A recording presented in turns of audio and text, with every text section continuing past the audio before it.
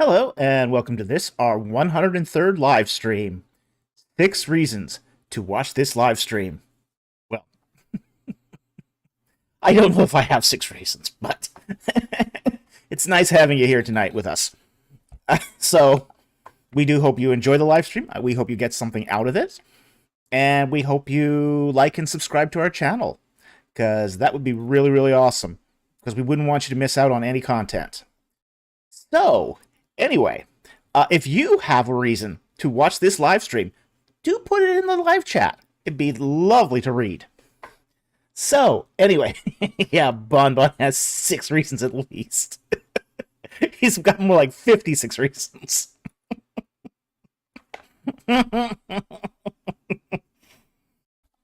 Okay, so we're on this live stream. If you have never been here before, we answer your questions on ancient Egypt and the Bible, and sometimes some not so related topics.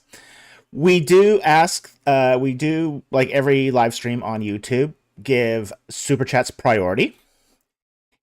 But we also take questions from non-super chatters as well. If you want to ask a question, you have to direct it to me by putting a Q and a colon at the beginning of your question. We also ask that you only post the question once, because if you don't, we won't answer your question. The reason is because we scan through the questions looking for new questions based upon the placement of others. And if I see the same question over and over again, I just lose track and it's just a mess. So only post the question once. And finally, if the question has something to do with the Bible, a particular passage in the Bible, or a foreign language, we ask that you give us a little context. In the case of a Bible verse, Bible passage, give us the book, the chapter number, and the verse numbers, so I don't have to hunt the whole Bible during this live stream. The other thing is, if it has to do with a foreign language, please let me know what language you think it is in and what you think the word means, just so we can narrow things down more quickly. So anyway, with all that said, let's get into the questions. Going to start off the night with 5 non-super chats. The first one here is from Bon Bon. What's the actual reason for why Egyptians stopped pyramid building? It can't be cost, because, for example, Hatshepsut and later pharaohs built massive temples for themselves. It can't be robberies, because those continue. So why? It actually was economics. If it gets right down to it, it was an economic reason.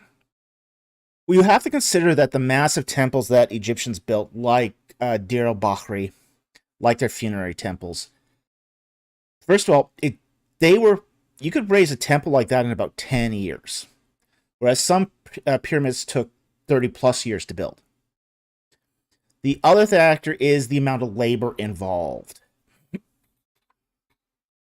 The labor involved in building a temple is a lot smaller than is building a pyramid. A lot smaller. In the case of Hatshepsut's temple, we have to remember that she robbed a lot of the stone that she used in that temple from Mentuhotep's temple right next door. So she didn't have to go quarry a lot of new stone. She just took the Middle Kingdom temple next door and just robbed it wholesale. So it wasn't exactly like she was forking out a lot of cash to make that temple. And most mortuary temples weren't that big. I mean, if you go to the Ramesseum today, the temple itself is not very big. And the Ramesseum is the funerary temple of Ramses II. It was... I don't know how to describe its size. It's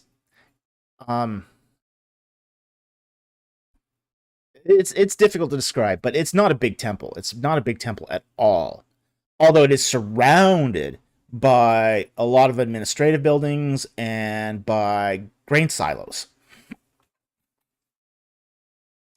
But most of the money that they used for building temples actually did not go into building the temple. but for maintaining the food supply that would be used to fund the temple years to come. Basically, when a king built a temple, he had to put aside enough money to make sure that his cult would go on. Because once that king died, funding was stopped by the state. So that temple had to sustain itself through whatever endowment it had at that point. This is why when Medina Habu was built, that they started moving all the mortuary or the ritual furniture from the Ramesseum to Medina Habu. It was just that they ran out of cash at the Ramesseum. So with no more cash, that means food. You couldn't feed the priests. If you couldn't feed the priests, you had no more services. So that temple was coming to an end about 100 years after Ramses II. Now, in the case of building a pyramid, it wasn't enough that you had, say, the outer facade. You also had to provide all the stone and the mud brick for the inside, too. Excuse me.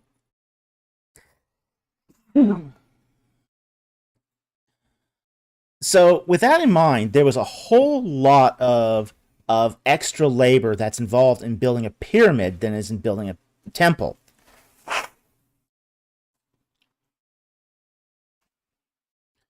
And we do have actual literary accounts, too, of how onerous it was to build a pyramid. We have, I think it's Papyrus Westcar, that talks about how Khufu's pyramid building project nearly bankrupted the country. It just took every resource he had to build it. So it was a very, very onerous thing. And the cost of labor did increase over time. We do have metrics from Egypt that show that Egypt underwent had a systemic problem with inflation. Even though it's a barter economy, it still had inflation issues.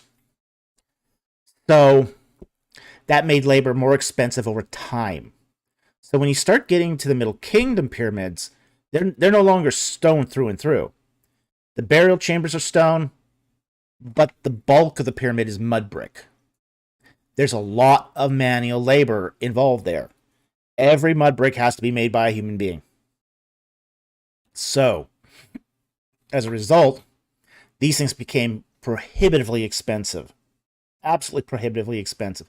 This is also why we see pyramids go from really, really large in, say, Dynasty 4 to just a shadow of its former size and glory at the beginning of Dynasty 18, where the last pyramid was built, at least in Egypt. They still continued making tiny, tiny pyramids in Nubia, but they're really small. I mean, they're like 6 feet tall. I mean, they're not really pyramids. At least not on the spectacle, on the grandeur that we find in, say, Giza. So I think the one that most of the first built was about 120 feet square. So it's a tiny pyramid in relation to other pyramids of the day. So anyway, I hope that answered your question. There was definitely economic factors at work here. Okay, and it wasn't to prevent tomb robberies at all. It really was economic. So anyway, thank you for the question. I hope that answered the question. Very much appreciate it.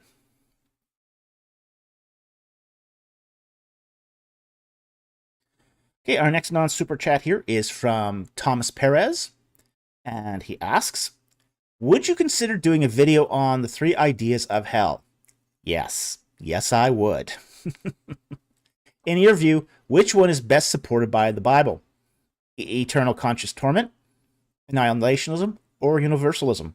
Well, because I am considering doing a video on this, we're going to wait for the answer. Because it will be coming out probably next month if my schedule doesn't go to complete garbage. So we've already considered doing this. So we are on track to be doing a video on, say, the many views of hell, and there's not just 3. So anyway, thank you very much for the super chat, or not the super chat, the question. But yes, we are working on a video like this already. So thank you very much.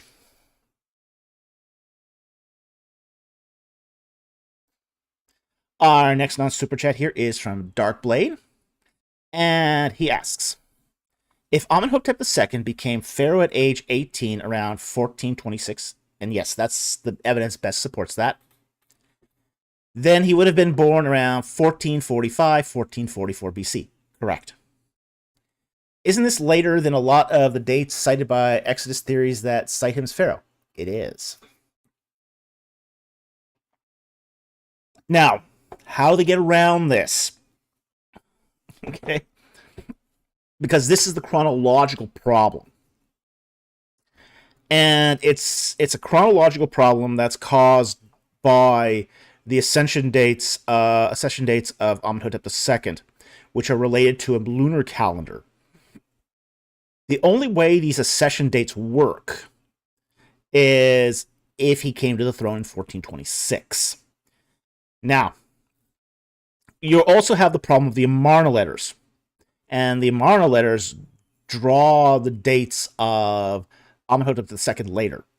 So if you push the dates of Amenhotep II back in time, it becomes inconsistent with the synchronisms that we have for him.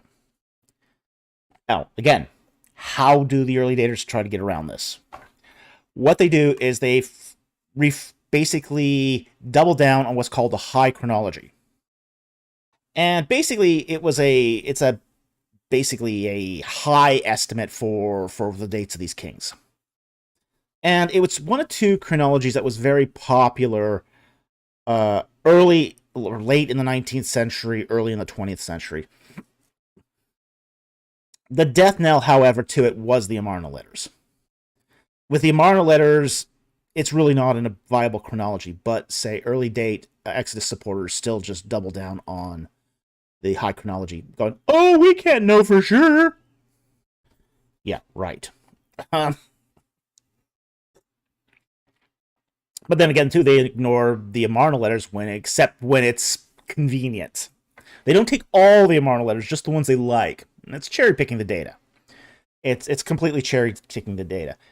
But that's how they try to get around it, is they ignore the bits of data they don't like. So I wouldn't exactly call it a their way of getting around the problem is not really that credible. But then again, too, there's very few people who know enough about chronology to try to argue this point.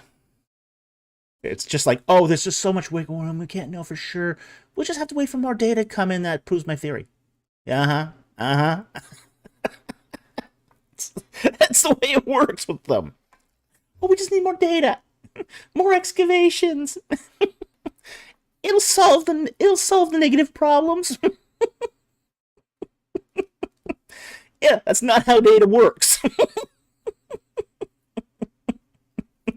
It doesn't get rid of the negative data, the data that disproves your point. It just adds more data. Yeah, Sinaiticus Apologia says, the data doesn't matter so long as I feel hard enough. Yeah, that's pretty much it. I want to believe this so much. The will to believe. It's the will to believe. To believe a certain view or thing where the data doesn't matter anymore. So anyway, yes, it's a big. I mean, it's impossible. Their early Exodus date with Amenhotep II is impossible. There's just no way around it. You can't reconcile it. However, that doesn't stop people from still believing it. Just like it doesn't stop people from still believing a flat Earth. It's just, but it's on that level. It's on that same level where people are ignoring the evidence because they want to believe otherwise. I think well, I made a comment once about the Garden of Eden. When Eve takes the fruit and she eats it. her approach to this is being wanting to believe otherwise. She knew it would cause death, but she wanted to believe otherwise. A lot of bad theories keep alive because people want to believe otherwise. And that's what's happening here. They're not going with the data, they're going with what they feel. So, anyway, thank you very much for the question. Very, very much appreciated. The next non-super chat here is again from Bonbon. Oops, I think we already covered that one. Yeah, we did. Sorry. Did I not change that?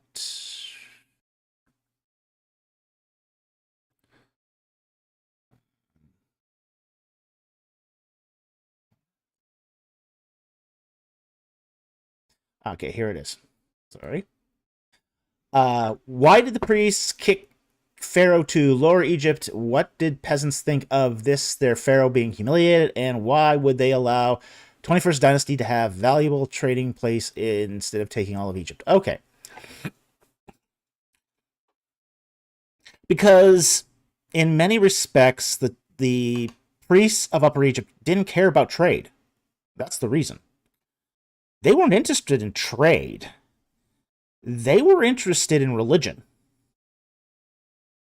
You could kind of call the priests of the 21st Dynasty the Egyptian fundamentalists of their age. They were all in on the cult of Amun-Re.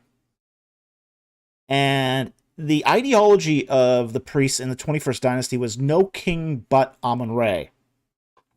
Okay? So they didn't exactly kick Pharaoh to Lower Egypt. The capital was already down there. Okay? Through most of Dynasty 20, the capital was located at Ramses, and it was being relocated to Tanis. So the king, the pharaoh, already lived in Lower Egypt. He hadn't lived in Thebes for centuries. So he was already down there. The only really thing that changed was effective rule of Upper Egypt. So this was not really a humiliation. This was basically, well, we can govern the affairs of Upper Egypt better than you can. Think of it more like the situation between the Emperor of Japan and the Shogunate. Okay? Where early on in that arrangement, everyone recognized the Emperor as being the ruler of Japan. But the Shogun was effective ruler because he could run a government better. So that's kind of the same situation that was happening in 21st Dynasty Egypt. Was you had instead of a military, a religious organization that basically said, we could rule Upper Egypt better than you can. So they left Pharaoh to run the affairs of Lower Egypt, while the high priest of Amun ran the affairs of Upper Egypt. So it wasn't a matter of humiliating the king. It was more or less assuming much of his power because they were better at it, essentially. Semendes was not a great king. He was not an effective king anyway, especially after they just had come off the Weka Mesut. We have to remember that this is at the end of Dynasty 20, you had Ramses XI, and he had essentially gone insane and still lived a long life. He lived a very long life despite being totally cuckoo for Cocoa Puffs. But during that Weka Mesut, they saw the vulnerability in the institution of Pharaoh himself. So seeing that vulnerability in the institution, they were able to then just sort of move in and say, okay, let's make this arrangement. Let's make a deal. You rule Lower Egypt. You're still in name king of all of Egypt. We don't want to be king. No, we have no interest in king. We just want to practice our religion. We want to run Upper Egypt effectively because our religion's being affected by your incompetence. So let's make it this deal. We still call you king. You leave us alone to do our religious thing. Okay? And everyone's happy. Well, at least for as long as the kingdom stood. But but that was kind of the arrangement that they had. Okay? So it wasn't a humiliation, it just was pure pragmatism at work here. So, and as far as the common person was concerned, they didn't care who ran the place. You know, they still worked the fields, they still tilled the land, they still planted crops, and they still reaped. So that's all that they cared about. The actual implications of who ran things had very little effect on the common person. It was pretty much the same thing. It was the same whether you were tilling the land for the king or whether you were tilling the land for the high priest of Amun. It didn't really matter to the common person. So anyway, I hope that answered your question. Thank you very much for the question. Very much appreciated. Okay, and the final non-super chat we have here is from Vicenza Pesky, and he asks, could Osiris act beyond the netherworld? Only in a very limited capacity. Basically, only in the capacity of being able to manifest himself as a cow, essentially. that was the effect of Osiris's power beyond the netherworld. In the netherworld, Osiris had the power to give people new bodies, basically apotheosize them. But in this world, he had very, very little power, if any. As I said, the extent of it is incarnating as the Apis bull. So, very, very little power. Very little power. He continues. Inscriptions like those at Philae exalt him as having universal authority. So, did he ever rise to chief god? No, he never rose to chief god, ever. Now, in some cults, especially late Ptolemaic and early Roman period cults, we do find Osiris being exalted as sort of a Zeus-like creator figure, particularly as the manifestation of Ta Sokar Osiris. As that composite deity, Ta, as the creator god, has his attributes imputed upon Osiris. Okay, so we do see that, especially later on. But he's never a chief god. He's never a chief god. He's never the king of the gods. Because the mythology of Osiris is quite clear. He's god of the dead. He's the god that takes over after you pass to the next life. He's essentially the big cheese of the next life. In this life, you're probably answering to Amun-Re, or Atum-Re, or one of the sun manifestations of the sun gods. But in the next life, you're answering to Osiris. So there's a sort of division of supremacy in the Egyptian pantheon, depending on where you are. So in this life, yeah, it's probably one of the sun gods. Next life, it's Osiris. But he never did rise to the status of a chief god. Never. Not in any period of Egyptian history. His role is purely as a funerary god. So anyway, I hope that answered your question. Thank you very much for the question. Very much appreciated. Okay. Now we're on to super chats.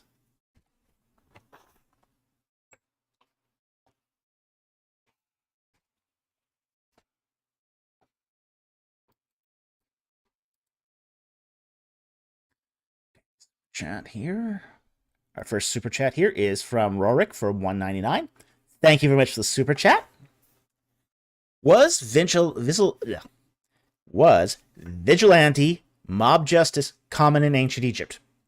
Yes, it was quite common. We have to kind of understand how the legal system worked in Egypt to understand this. Now, how do I put this? The government only cared about crimes committed against the king. Really.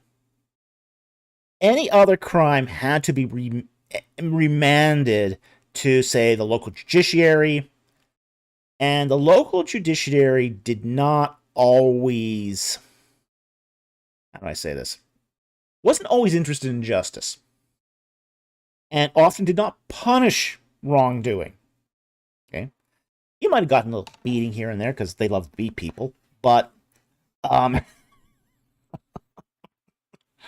really most infractions were not. I mean, if someone stole your stuff, you had to go to the courts to get it back, and then you would get a judgment, and then you try to go collect it. You couldn't collect it. You'd have to go back to the court, get another judgment. You'd come back, still couldn't collect. You had to go back to the courts again. And it was more this sort of cycle of judicial disinterest. It was a little different with, say, the divisions of property because the court could directly do that, especially in the case of divorces.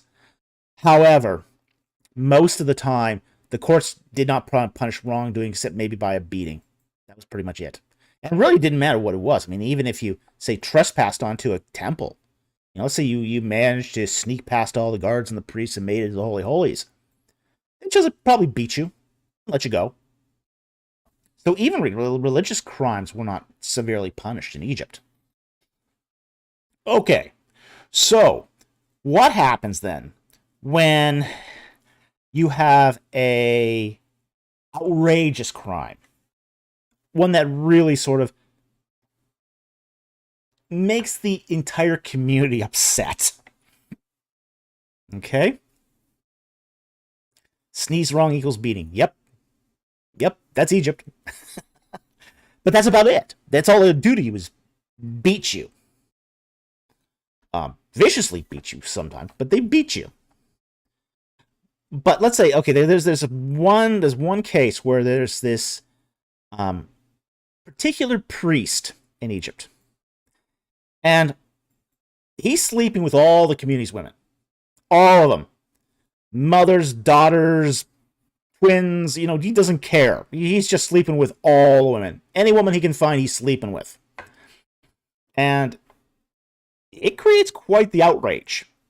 And at one point, a mob gathers to basically kill the guy.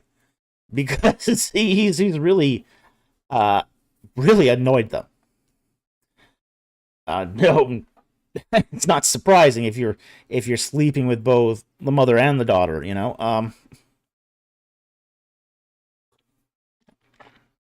But yeah, in that particular case, a mob had formed to extract justice. Now, as far as we know, he got away, but it is a case in point where mobs will form in Egypt when the sense of, say, the community standards has been deeply offended.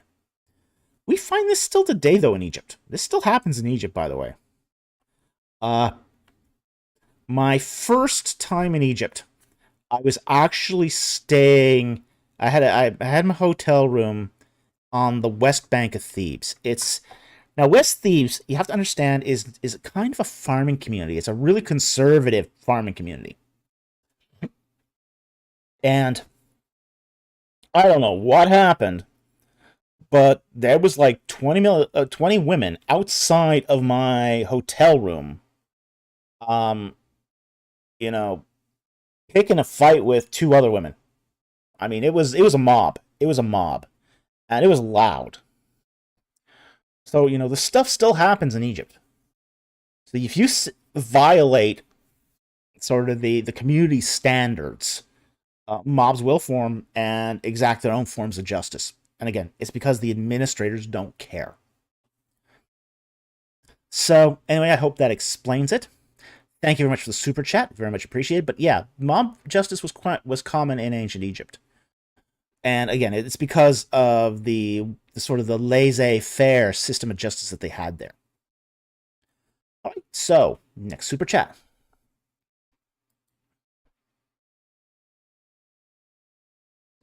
is from Addison Weir for $4.99. Thank you very much for the super chat. And he asks, does God inspire the very words of Scripture? If so, how does this not entail divine dictation or something very similar? Well, I don't think God does inspire the very words. Okay? If we were required to only read the very words that was inspired, all of us would have to learn Hebrew and Greek. Now, that's not a bad idea. And it's not a problem for me. But for most people, that would be the problem, because no translation would be inspired. Only the original. And then we'd have to ask every question about, well, is this the divine words? Because you get variance in spellings caused by transcriptional errors. So, yeah, that's not really how inspiration works.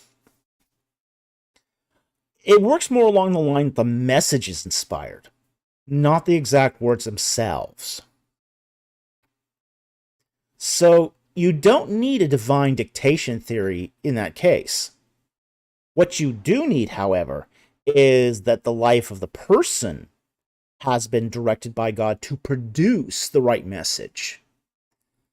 So this is why it's a very, very a good idea to sort of distinguish in inspiration versus inerrancy. Now, inerrancy is really on the message itself, not the words themselves. Whereas the inspiration is more along the lines of how did God guide the life of the person to prepare them to write it. So that's how we sort of parse this out. The very words are not inspired. We also get the problem, too, of if you say the words themselves are inspired, it starts ending up in a docetic text, where every word is sacred, every and is sacred, and, well, and the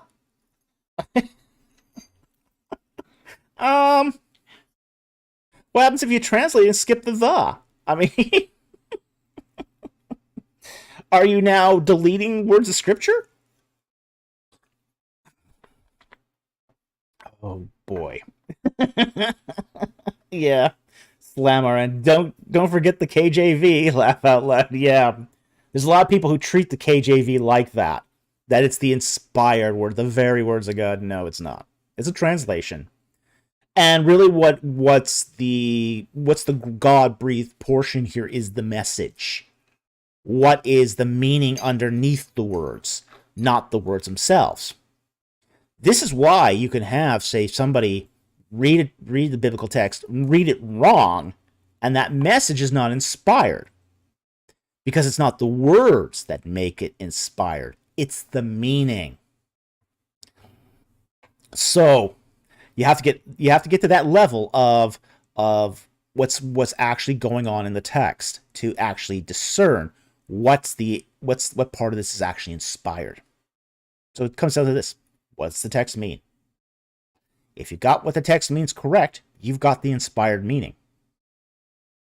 The words themselves, they're not inspired. Not inherently so anyway.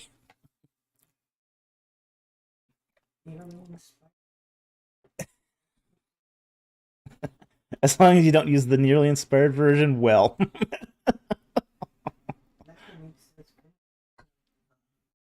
Macanete. Let me see if I can pull up those comments. That's actually pretty good. Oops. Just turn off this.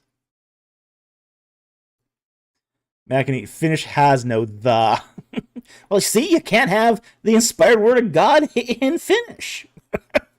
Because you can't translate the words.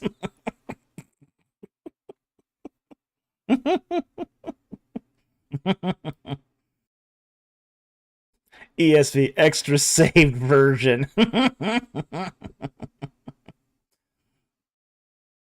But which KJV? There's different revisions even today. Yeah, that's true. Yeah, the Haskerville edition is different than the original 1611 version. And it's the one that the Haskerville edition is the one that everyone pretty much uses today that they think is canonical KJV. But yeah, and you rightly point out there's also the Cambridge and Oxford editions that differ with each other. Indeed. So, there's not one KJV either. And, time is going to change the translation also. 1000 Clever Boy also said, no two languages can translate the same thing exactly. And no two time periods can translate the same thing exactly. A translation from 50 years ago is going to be very different than a translation today. And that's because the actual language itself has changed so dramatically in the last 50 years. So that's going to impact it. So this is why we don't rely on, say, the exact words of scripture, but the meaning, the content.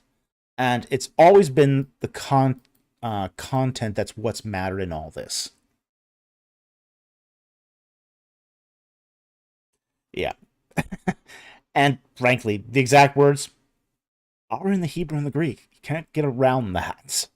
So, anyway, thank you very much for the super chat. Very much appreciate it. And it does raise some very interesting questions if we sort of go down this sort of divine dictation theory. And there have been groups that have suggested this. This is not an unheard suggestion. It was very, very big, at least in the 1970s, in fundamentalist circles. In fundamentalist circles, a lot of divine dictation theory for inspiration was done. So it's not an unreasonable question. I even saw it, I believe, mentioned in Norman Geisler's work on the Bible. It's a very old book, but it's one that he mentions that theory was at one point used. So anyway, thank you very much for the super chat. Very much appreciated.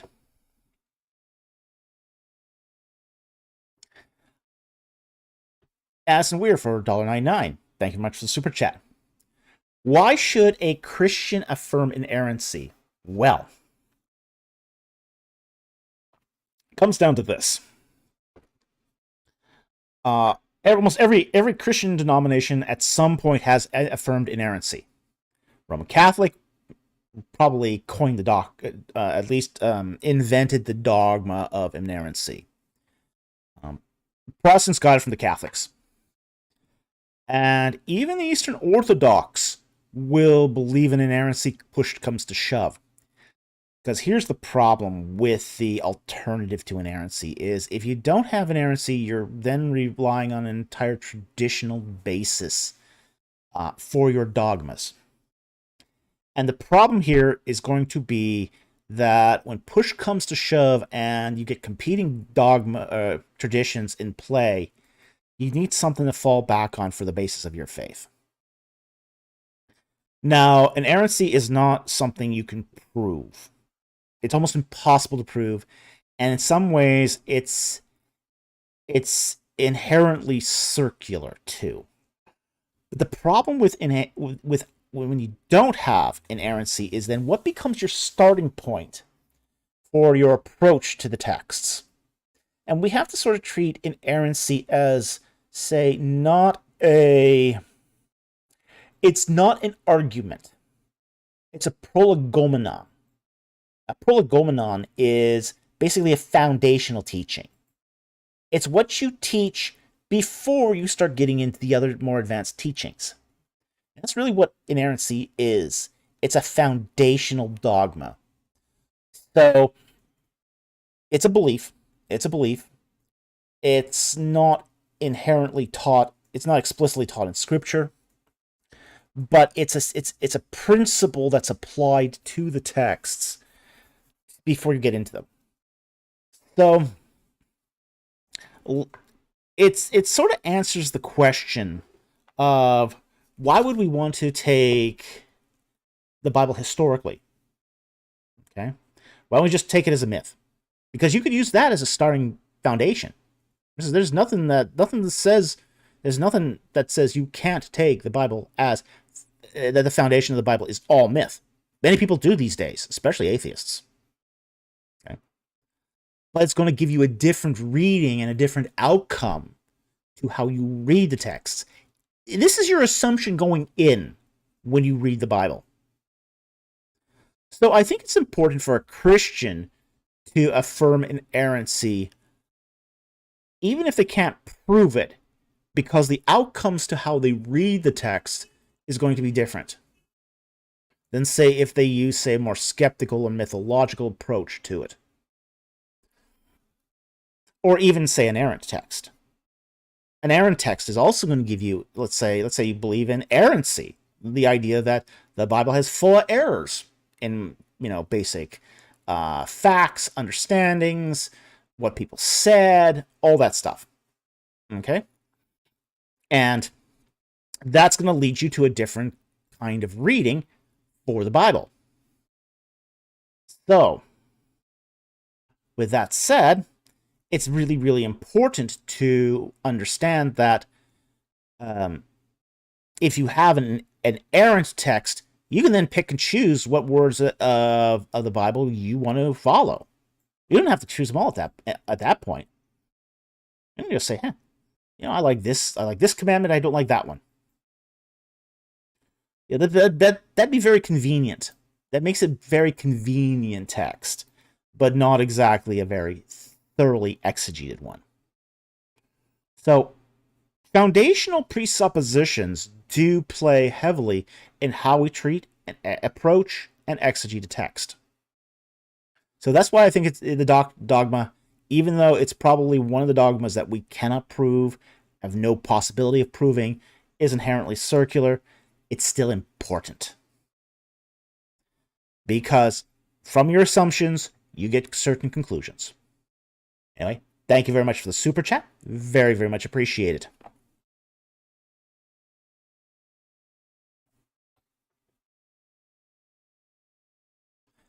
All right, our next super chat is from 501 Mobius for $10. Thank you very much for the super chat. Is Lorenzo Nigro done with his work at Jericho? Any finds that were significant? I have not heard, since his 2020 report, I have not heard of any him involved in any new digs at Jericho. He could still be working on it. It's not uncommon for excavators to switch between sites, depending on certain factors like funding, where the as other digs are. I know Nigro is working on several digs at the same time, so I'm not sure where he is right now. He doesn't work on just one dig, so because he's a very accomplished excavator. He's an excavator that's in high demand. So because he is so thorough, that's the one thing about Nigro is he knows his stuff. He knows his stuff, and he's very, very good at what he does. So I don't think there's been any further progress since 2020, but I know it's still an active excavation site. Now, there were several things he did discover that were actually pretty important. Some got more press than others. That late bronze wall, mud brick wall, was probably the biggest thing, and that it followed the old the outer parameters of the Cyclopean wall.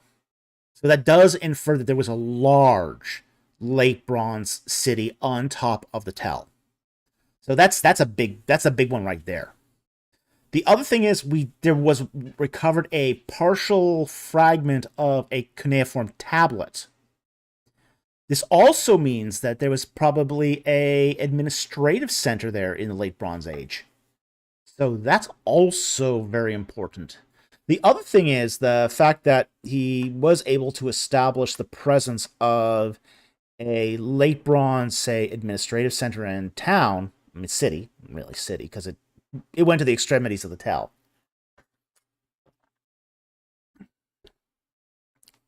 It also showed that it also made sense of some of the later pottery, the late bronze 1 and 2 pottery that we do find there. And also made sense of the scarab of Amenhotep III that was found during Garstang's excavations. So we've got a different picture today of late bronze Jericho, thanks to Nigro's work.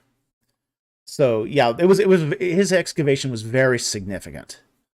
But again, one of the things he discovered too was the whole idea of site leveling, where yeah, we have this fragment of a wall, and it seems to mean cover the entire city, but that city's gone. We can't find it. Well, it looks like somebody had come in, leveled it to build the Iron Age city.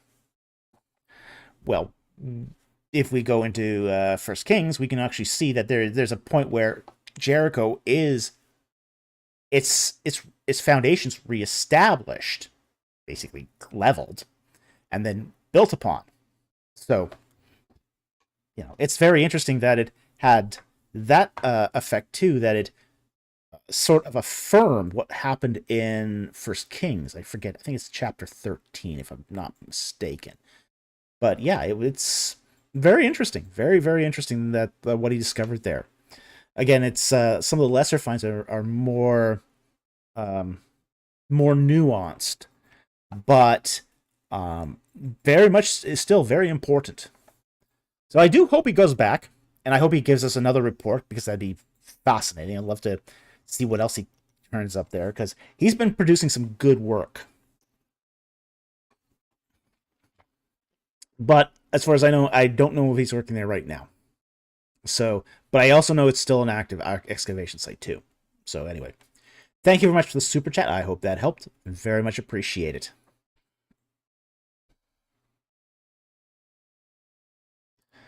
Next super chat here is from Asimweir for $1.99. Thank you very much for this super chat. And he says, see my non-super chat. Okay.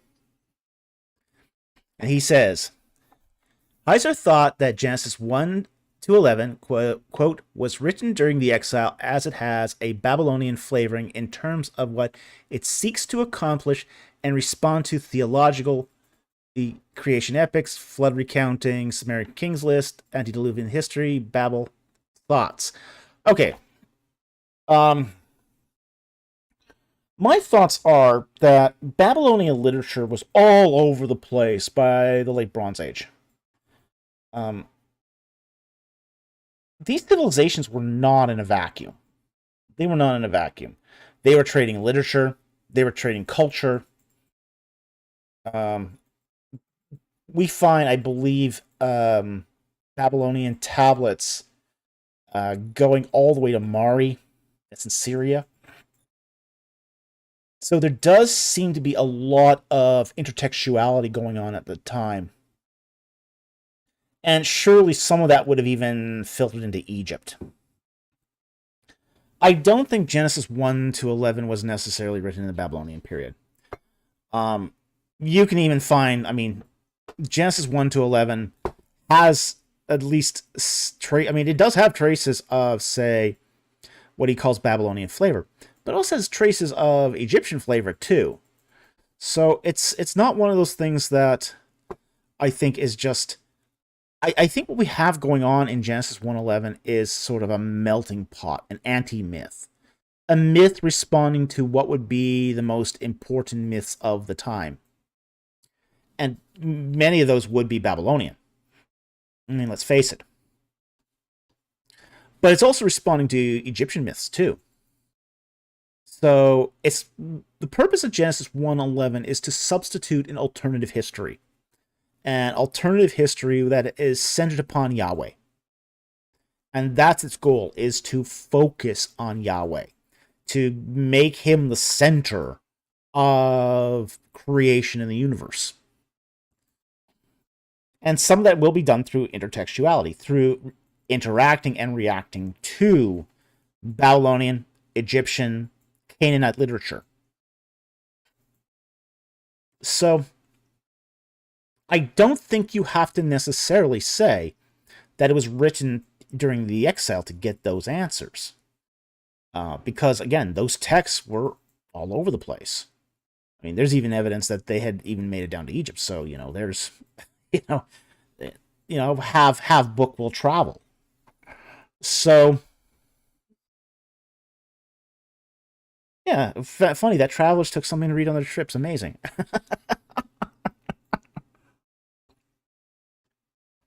And frankly, too, the origins of Abraham is from Mesopotamia.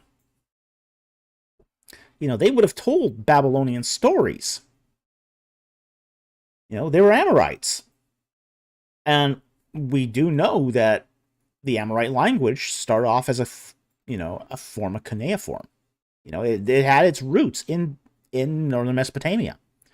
So it wouldn't surprise me one bit that they, had as part of their legacy mythology, say Gilgamesh or Enuma Elish. That shouldn't surprise us in the slightest. They're trading in and out of that pool of ideas.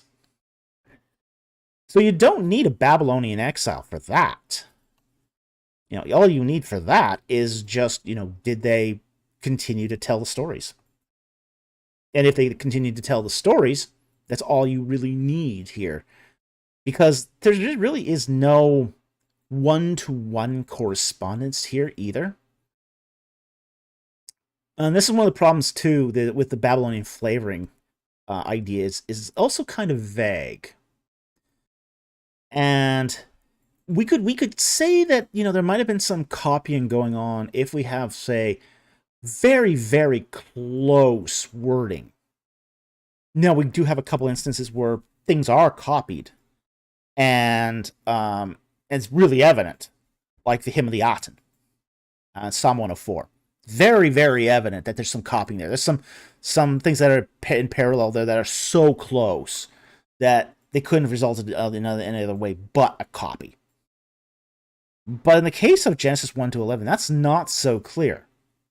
Yes, some of the generalities are similar, but that could have been orally passed down too, especially given how far it is from its Babylonian counterparts. There's nothing there that's, say, a direct rip-off. It seems to be much more like a Partridge says, that it's part of the pool of ideas, and it's just sort of floating in the culture. And this is how most religions formed, is through a pool of ideas that people take things out, put things back in. Funny that. We share ideas. We're social creatures. This is how we've gotten along for thousands of years, by sharing ideas. By going, oh, cool, I'll use that. So, anyway, thank you very much for the super chat, and I hope that helped. Okay, next super chat here is from Addison Weir for $1.99. Thank you very much for the super chat. Thoughts on Southern Baptist Theological Seminary? Okay. It's an old seminary. It's actually the first Christian seminary, I believe, to offer a doctoral degree. It's about 200 years old, if I recall correctly. It's it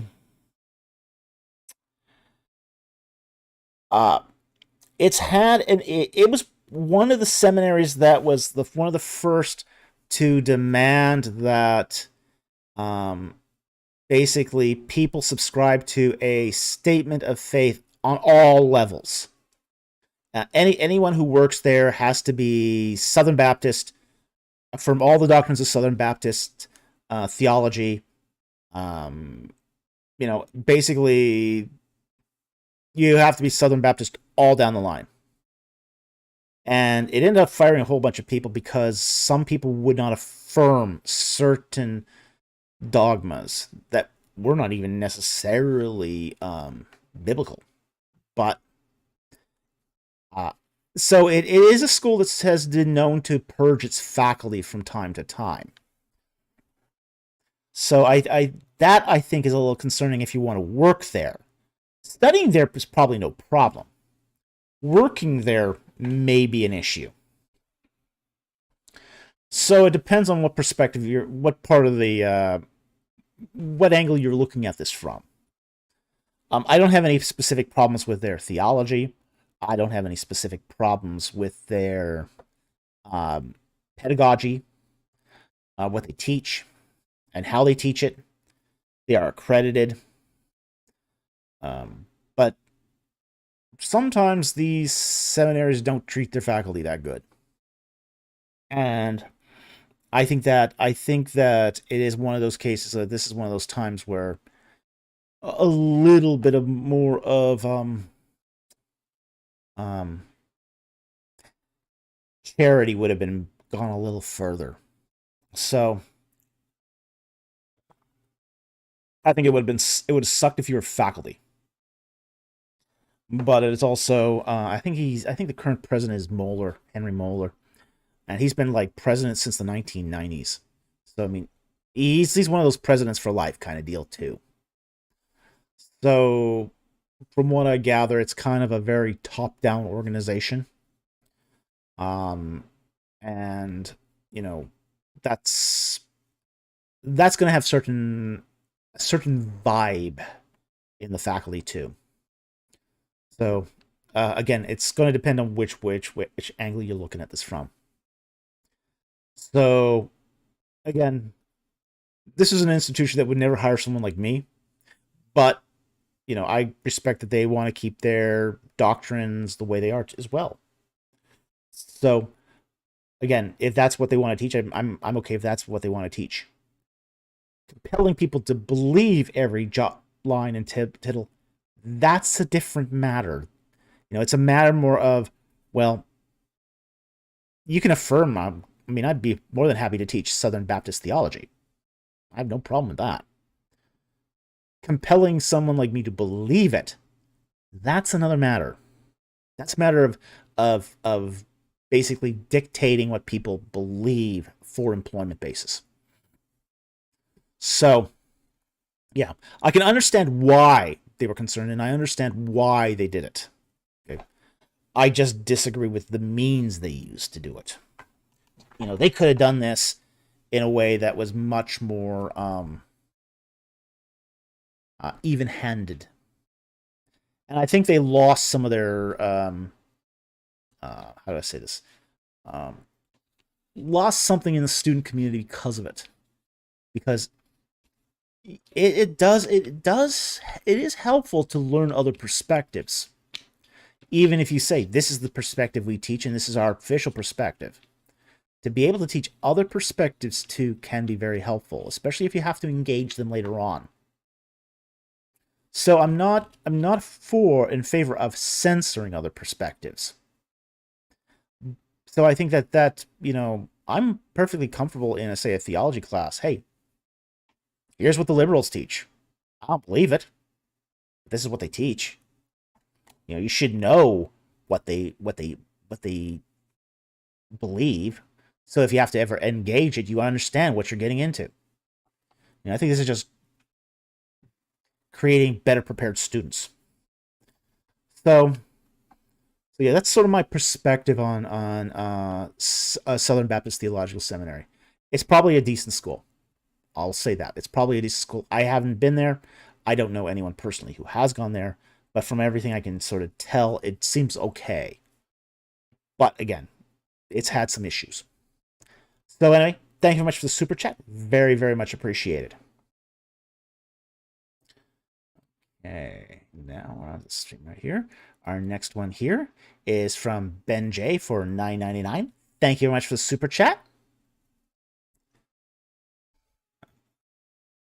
And he says, did mummies' curses exist in ancient Egypt? And what was the common perception of grave robbing in that society? Ooh, well, there's actually two questions there. And we thank you very much for the super chat. Um, okay. In a very small way, a curse did exist. Tombs could be protected with curses. Now, we have to understand that tombs are semi-public places. Okay. They're not private. So they're not private, and because they aren't private, you wouldn't necessarily invoke a curse upon yourself just by going into a tomb. There is, in most tombs, there is a private and a public area. In the public area, it's the antechamber. This is the area that's sort of full of like the scenes of the person's life. And there might be a statue of them there where you're supposed to give your offerings to feed the dead in the afterlife. So those public places of the tomb, people were free to come in and look and, offer their veneration, offer their worship. That's fine. The burial chamber was private. And sometimes those were protected by curses. Okay? Particularly if they entered in a ritually unclean state. There is an example of a curse that talks about anyone who has entered the tomb in a tahor state. Now, a tahor is the Egyptian word for unclean, ritually unclean. And there's definitely examples of curses on tombs that did that. There's also magical incantations that are often placed on, especially the burial chambers of a tomb. Like an example of this is actually found in King Tut's burial chamber. Now, at the very top, most people, it's in very small writing, it's at the very top of the burial chamber, and it's a little strip of writing that runs around the top of the burial chamber. And it's written in retrograde Egyptian. Okay? Now, what is retrograde Egyptian? It's Egyptian written backwards.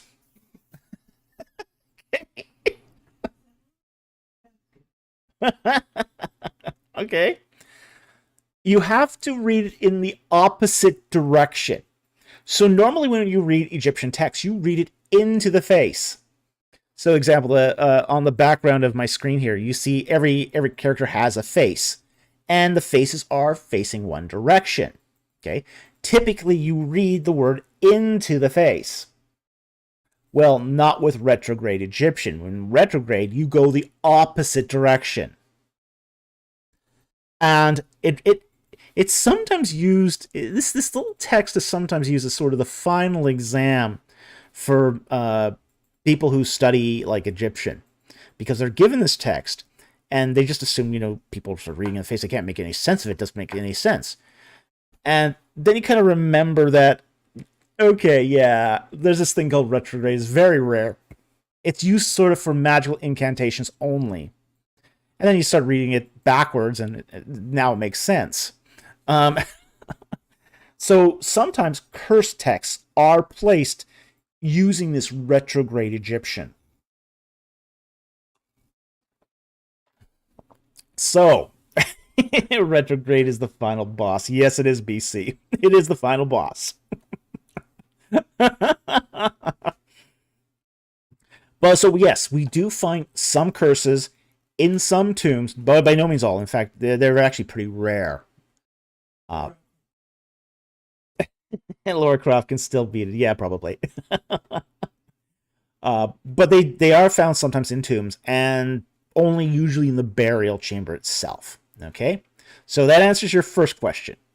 Your second question. Was common perception of grave robbing in that society bad? Okay? It was considered to be a bad thing. It was considered to be a defilement of the dead. But It was also widely practiced. Okay. Uh, Typically, your typical tomb was not was grave robbed, usually for the small pieces of metal. That's really what people were robbing in those tombs, was essentially chunks of metal, whether it be metal foil, uh, hinges, because metal was precious. Metal was the equivalent of cash back then. So bronze, silver, gold, any metal would have been highly desired. So this was usually more of an issue for royal tombs, where there was much more metal involved than we find for, say, the tombs of commoners. Commoners were almost never robbed. They were essentially pits in the sand, you throw the body in and cover it up. Nobody robbed those. Nobody robbed a pit tomb. The middle classes, they were more likely to be robbed because they would have small amounts of metal in them. So, especially given the fact, too, that the vast majority of tomb robbers were the people who created the tombs themselves. That also adds a certain wrinkle to this as well. So it wasn't that people took up the profession of grave robbing. Most of those people had other professions. Like they made furniture or cut tombs, or they were decorators. They were often in positions where they had to get more raw materials to make more tombs, to rob more tombs, etc. So it turned out to be this kind of this cycle where a tomb, somebody who would make a tomb, he'd have a certain amount of materials that he would use to make the tombs. Paid for that, turn around, rob the tomb, recycle the materials, and make the next tomb. Yeah, circular economy. Yes. Yeah. So, that's how it kind of worked. Now, if you were caught grave robbing, yeah, you could land yourself in some pretty hot water, especially if you were caught robbing a royal tomb. Pharaoh took an interest in that. Yeah, the kings took definite interest in robbing of royal tombs. We do have papyri, the tomb robbery papyri of the late 20th dynasty, where an investigation was done of several royal tombs that were robbed. And people were beaten. People were viciously beaten over those things. So, yep, that's a beating. You weren't necessarily beaten to death, but they could beat you to the point where you were crippled, and we actually see that in the text. They beat you first, and then they questioned you, and then they beat you to the point where you aren't unable to walk or work with your hands, and most often that's what they would beat. They most often beat your hands and feet till they were a bloody mess. So, okay, just try getting work after that. Just try working after your hands and feet have been beaten to the point where all the skin's stripped off. It's not pretty. And, infection can set in, and you can die pretty fast that way.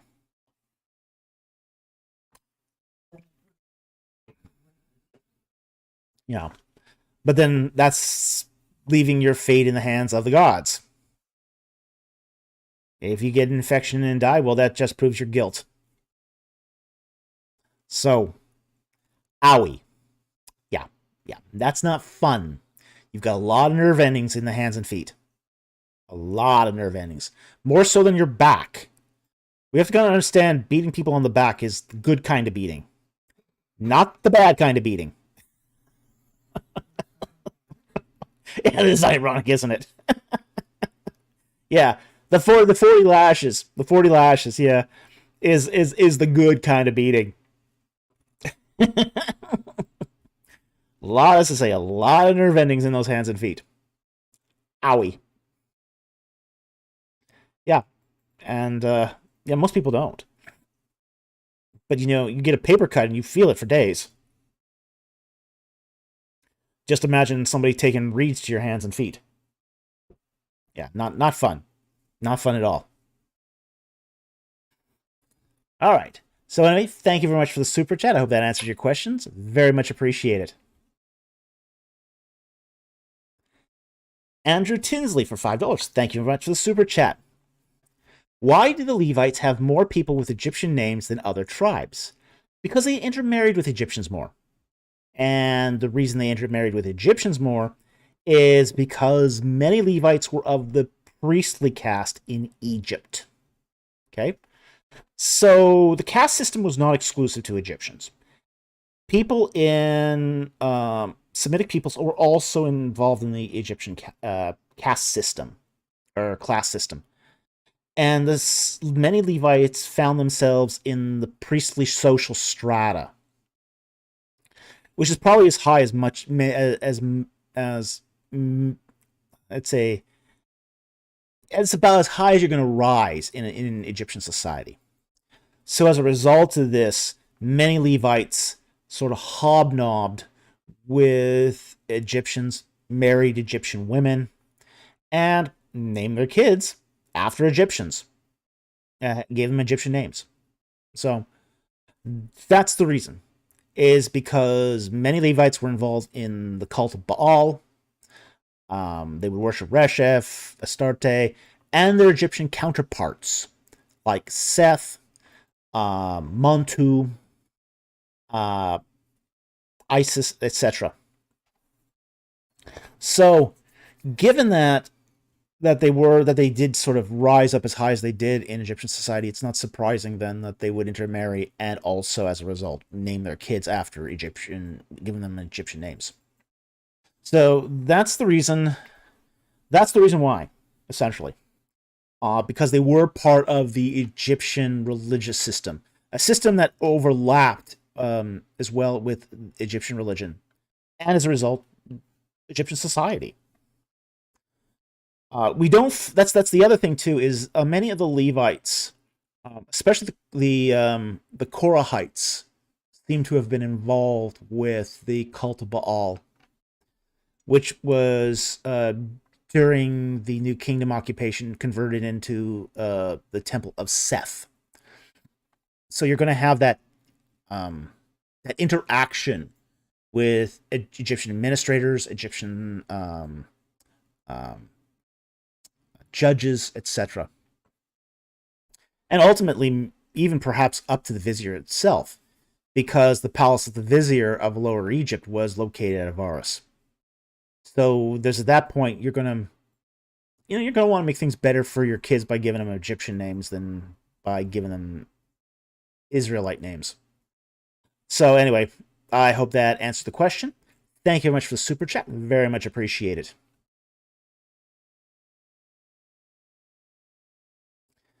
Okay, Addison Weird for $1.99. Sponsoring Chow Yi's non-super chat question. I think he means this one here. Should the Holy Spirit be considered feminine? That's a really interesting question. The idea of the spirit in Hebrew is the word is ruach, and it's a feminine. It's feminine.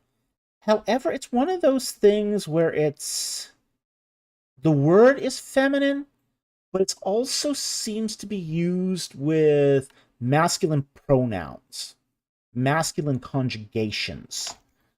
So it's one of those things where, yeah, there's a slight bit of it, but it's like any language that has gendered words does not necessarily mean that the person is gendered.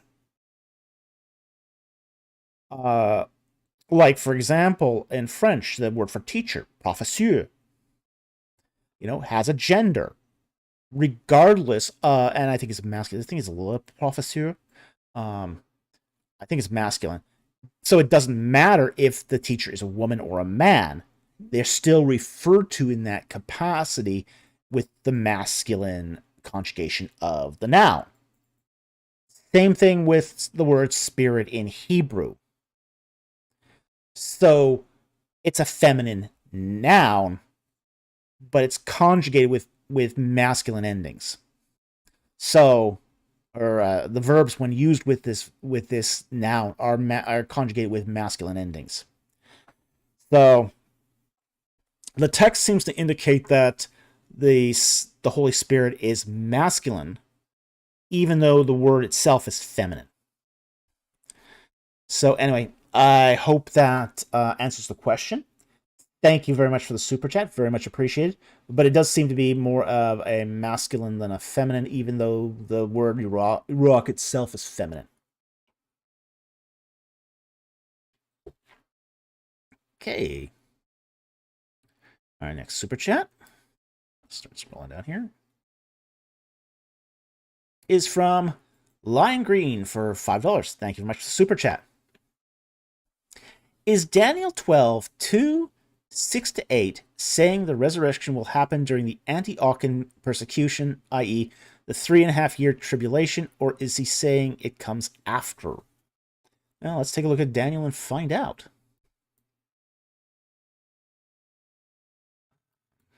Okay, there we go.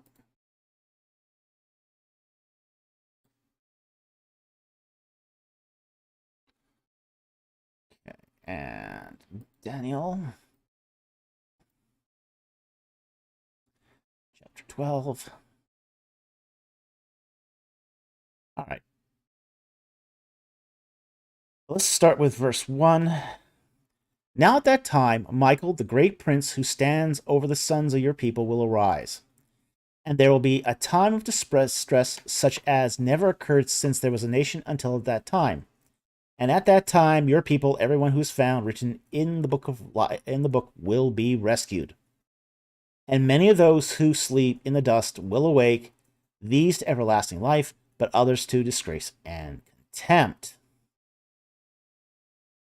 Okay.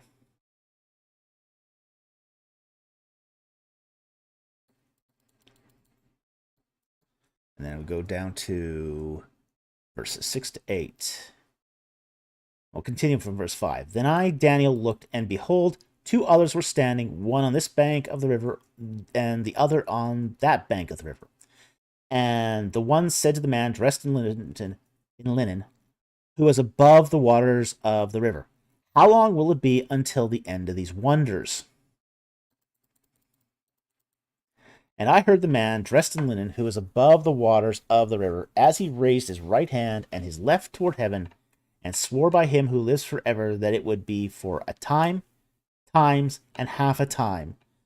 As soon as they finish shattering the power of the holy people, all these events will be completed. Okay. As for me, I heard but could not understand, so I said, my Lord, what will be the outcome of these events? All right.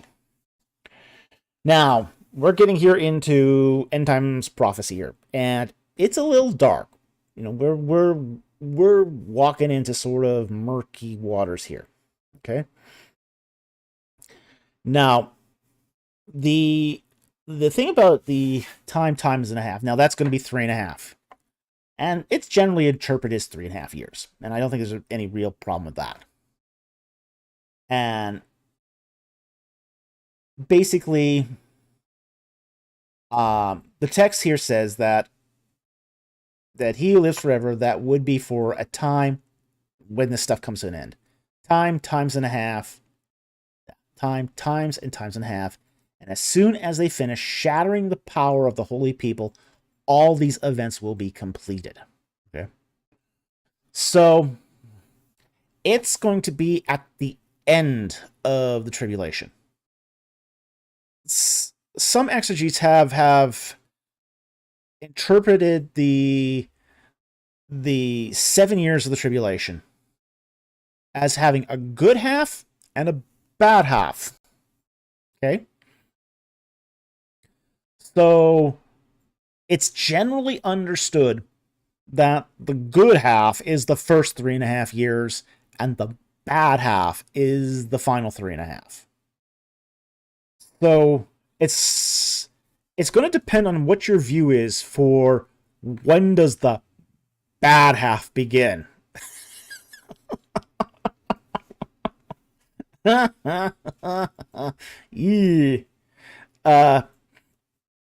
When the Antiochian persecution begins. So again, your some of your perspective going into this is going to taint how you view it.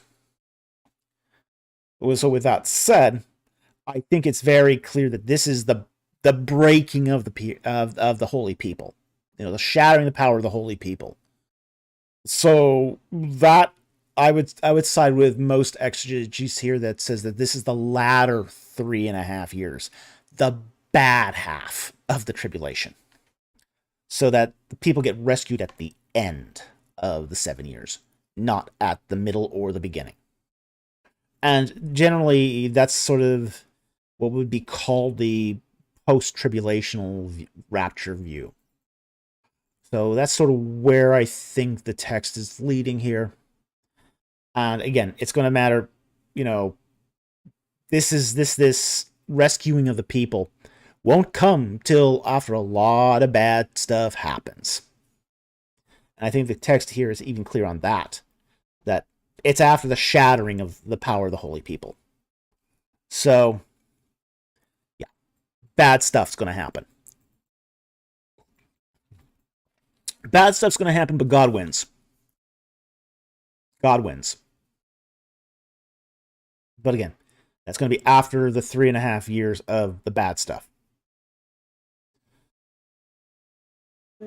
It's still tough on the faithful people. The people who remain faith and did not deny the faith during this time. It's going to be a really, really ugly time. So, it's not going to happen during, it's going to happen after. You can compare this to the parable of the seine net and the parable of the wheat and the tares. Basically, the tares are going to be taken out. The bad fish are going to be taken out first, and then the people are going to be gathered. So it happens after the summary judgment. So if we explain this, you've got 7 years. So let's summarize this. You've got 7 years of tribulation. 3.5, quote, good years. You put that good in scare quotes. And then 3.5 bad years. Then you have the summary execution, summary judgment in the great winepress of the Lord, followed by the gathering of the holy people. So that's the general sequence of events here. And it's a consistent theme throughout these eschatological texts. So, there's going to be people who differ on this, but that's the view I take. It's a view a lot of exegetes are now taking. So anyway, thank you very much for the super chat. Very much appreciate it, and I hope that helped.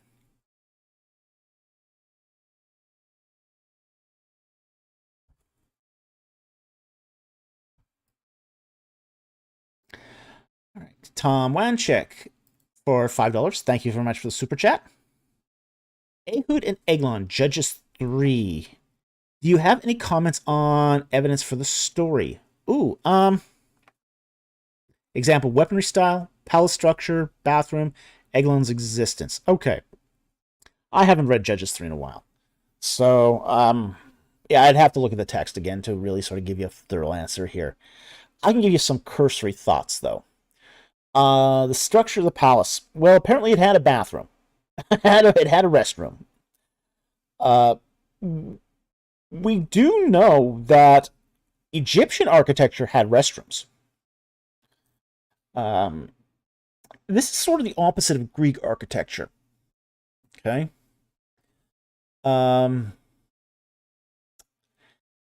Egypt had, say, in its housing, people ate outside in Egypt. They ate outside in Egypt, and they did their bathroom business inside, which is kind of the opposite of Greek culture, where Greeks ate inside and did their bathroom business outside.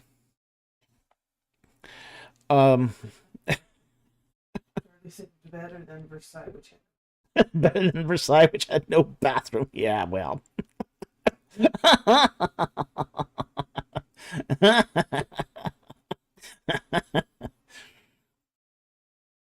um, Egyptians valued their bathroom privacy. Okay? Eglon also valued his bathroom privacy, which is what made him gave Ehud the opportunity to do his deed. Now, the dagger here, also very interesting. It's clearly a Bronze Age type of dagger. Okay. Uh Basically wide, flat, essentially. So think of it more like a large. It's more of a dagger and a knife, kind of a triangular pointed dagger. We do see some of these produced. They are they're not they're not intended to be like a normal cutting weapon. They're more of a piercing weapon. They're very wide generally very wide at the base. You know where the hilt would go and the handle. They're generally very wide to support and give strength to the bronze in order to pierce it. But you know, it's flat enough that he could strap it onto the side of a thigh to avoid a pat down.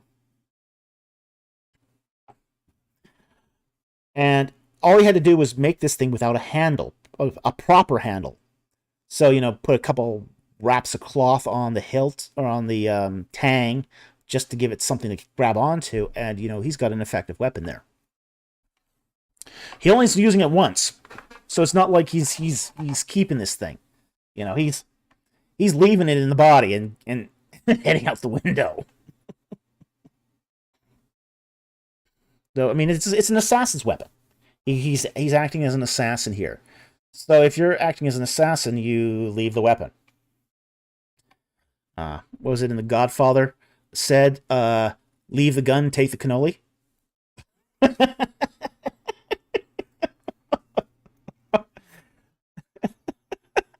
Leave the knife, take the falafel.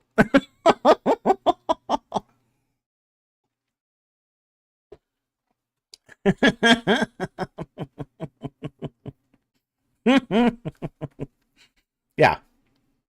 So that's sort of what's going on here. Now, we don't have any text confirming Eglon's existence one way or the other, so, you know, it's hard to say. But, you know, it would certainly fit in with the period of time that the texts are talking about.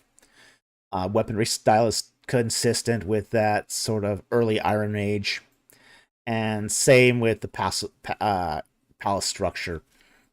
You know, not every palace had restrooms, but, you know, I'm sure they did for royalty and for people of high rank. Again, to prevent attempts at assassination. So, and also we have to understand how these bathrooms work too. Okay, a toilet and we do actually have a couple of examples of toilets in the Iron Age. There's actually one on the outskirts of Jerusalem, on a side wall, retaining wall. And it's really what it is it's a stone seat where you put a chamber pot underneath it. You know, and the king would go do his business on the toilet, you know, in the seated position. And then some poor servant would have to go and clean the chamber pot. So we do have a couple examples of these kinds of toilets from the ancient world. We do have them in Egypt. We have them in one found in Jerusalem. So yeah, there is some archaeological precedent for that kind of toilet situation. So anyway, thank you very much for the super chat. I hope that helped. Again, I'd have to read the chapter again to get more details out of it, but that's what comes just off the top of my head. So anyway, thank you very much for the super chat.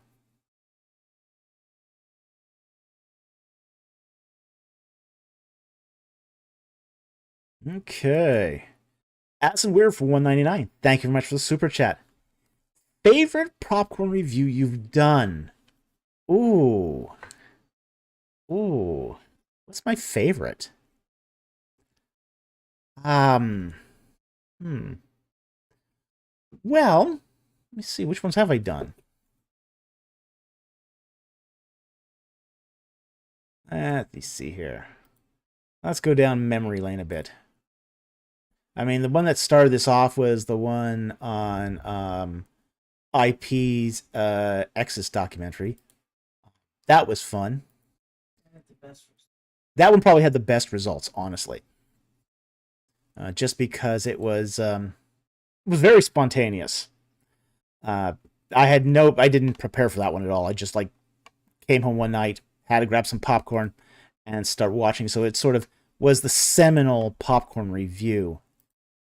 But I don't know if it was my favorite here. Let's see if I can take a quick list of this.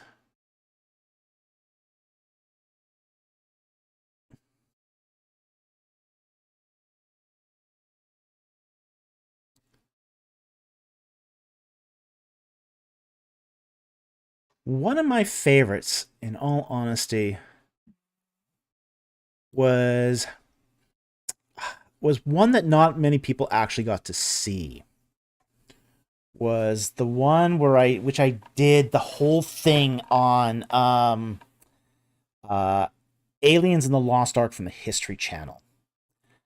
In its original form. Now, they copyrighted it, slammed us so quick on that we had to change it with line drawings out. But it was also the one that which introduced Mr. Empty Conjecture. That's where Mr. Empty Conjecture, the Mana Machine, a lot of, say, the channel lore came from. And Egyptologist reacts to. I'll just pop it here in the URL in the live chat, so in case anyone wants to see it.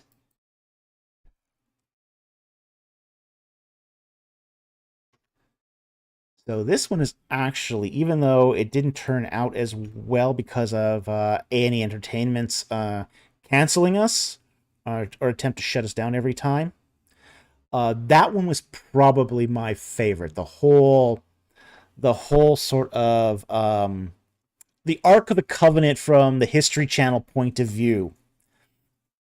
So I think that one is actually my favorite. Okay, because it just had so many cool elements that I just like were outlandish. It was a fun video. It introduced the sock puppet and the Mana Machine, and it was just so seminal for so many of the directions that this channel ultimately took. So that was probably my favorite. So anyway, thank you very much for the super chat. Very much appreciate it.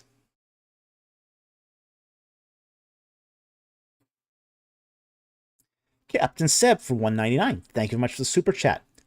How exactly has Deaver changed his views? Well, I'll say a couple things about Deaver's views. When he started off his career, he was a lot more minimalist in his view on basically the historicity of the Bible. So he was a historical minimalist, or at least very close to it being one. He wasn't exactly as minimalistic as, say, the Sheffield School or even like Tommy Thompson.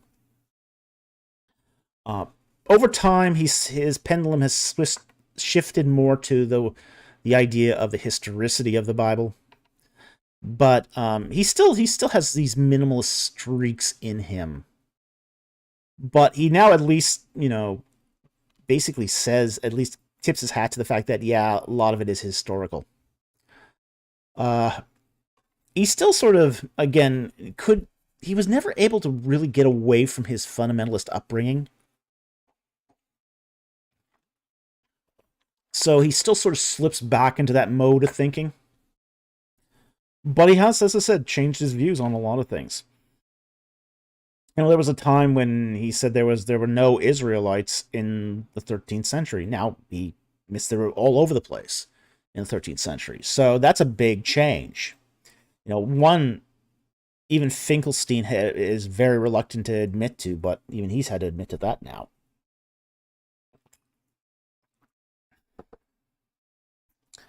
So, um,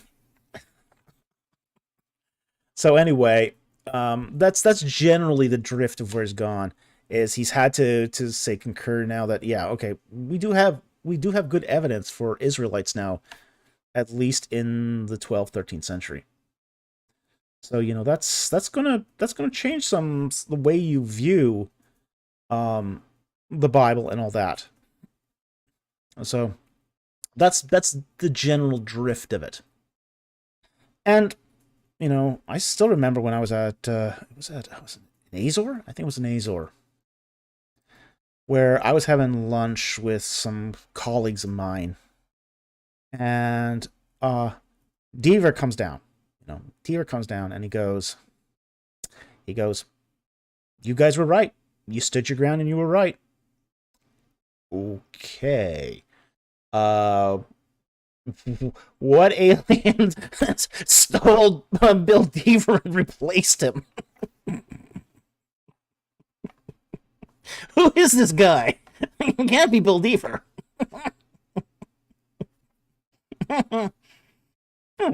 I wouldn't have believed it if I would not have believed it if someone had told me, but I was sitting there and I saw it. Okay, so yes, I absolutely heard him say it. I heard it come out of his mouth. Um, so yes.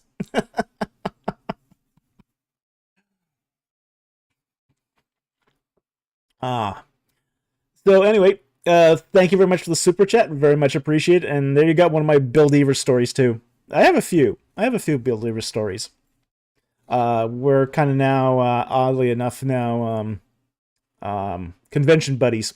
So yeah. So anyway, thank you very much for the super chat. Very much appreciated. As and Weird for 4.99.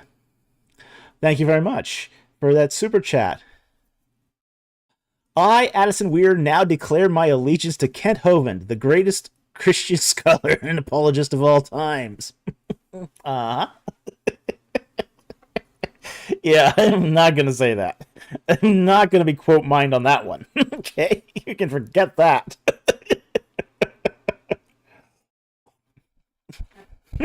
No, no, no, no. Addison says, no, no, no, no.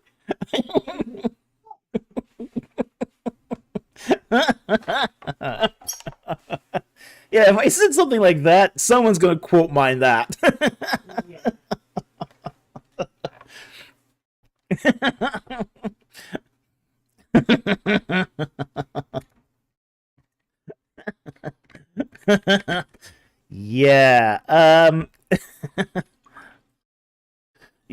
There's still people out there that really do believe this guy. Okay.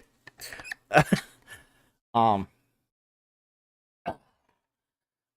Especially ones that are related to like the Discovery Institute and oh boy. I don't even want to get into that really because it's just getting ugly. It's just getting ugly.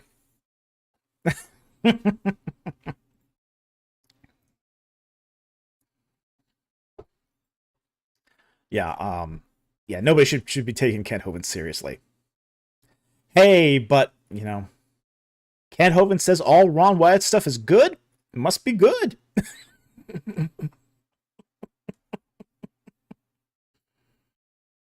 Kent Hovind, Ron Wyatt, Sasquatch, all good buddies.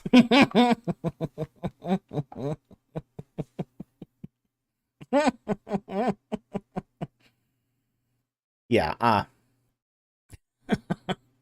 yeah. Anyone who takes Kent Hovind seriously really needs his head examined. At this point,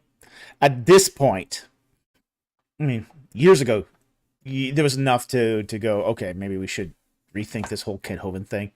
Now, I don't think there's any question. It's just it doesn't it just doesn't work.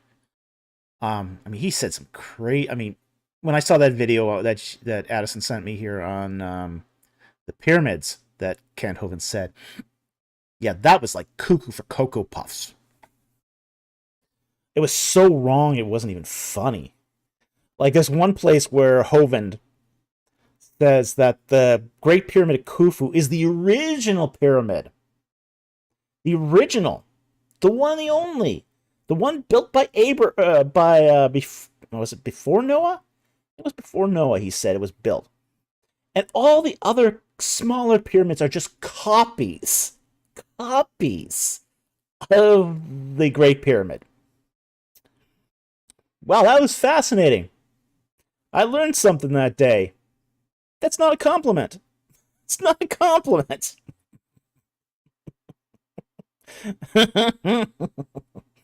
Yeah, just wow. Really, really whacked stuff. Like, really wacky stuff. Yeah, he knows nothing about history. I don't think he knows anything about science. Uh, yeah, he certainly doesn't know anything about theology, and he wouldn't know a heretic if it bit him. So, yeah, just crazy, crazy stuff. So anyway, thank you for the super chat. I'm not going to read that verbatim, obviously. So, but nice try though.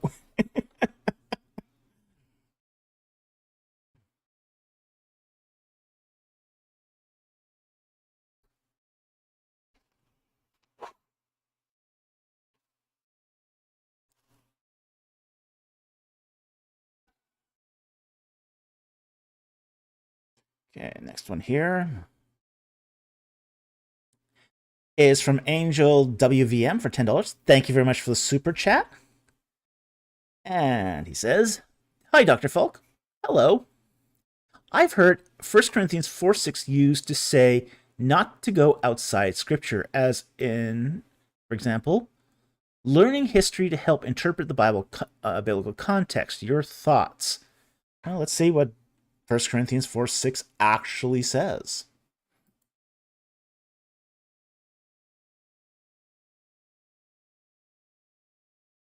1 Corinthians 4.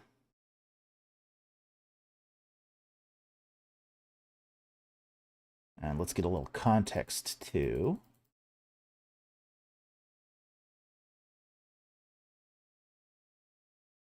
Okay.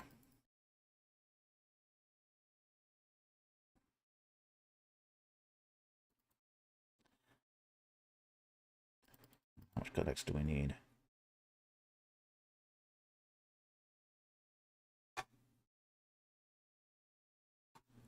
All right, we will start.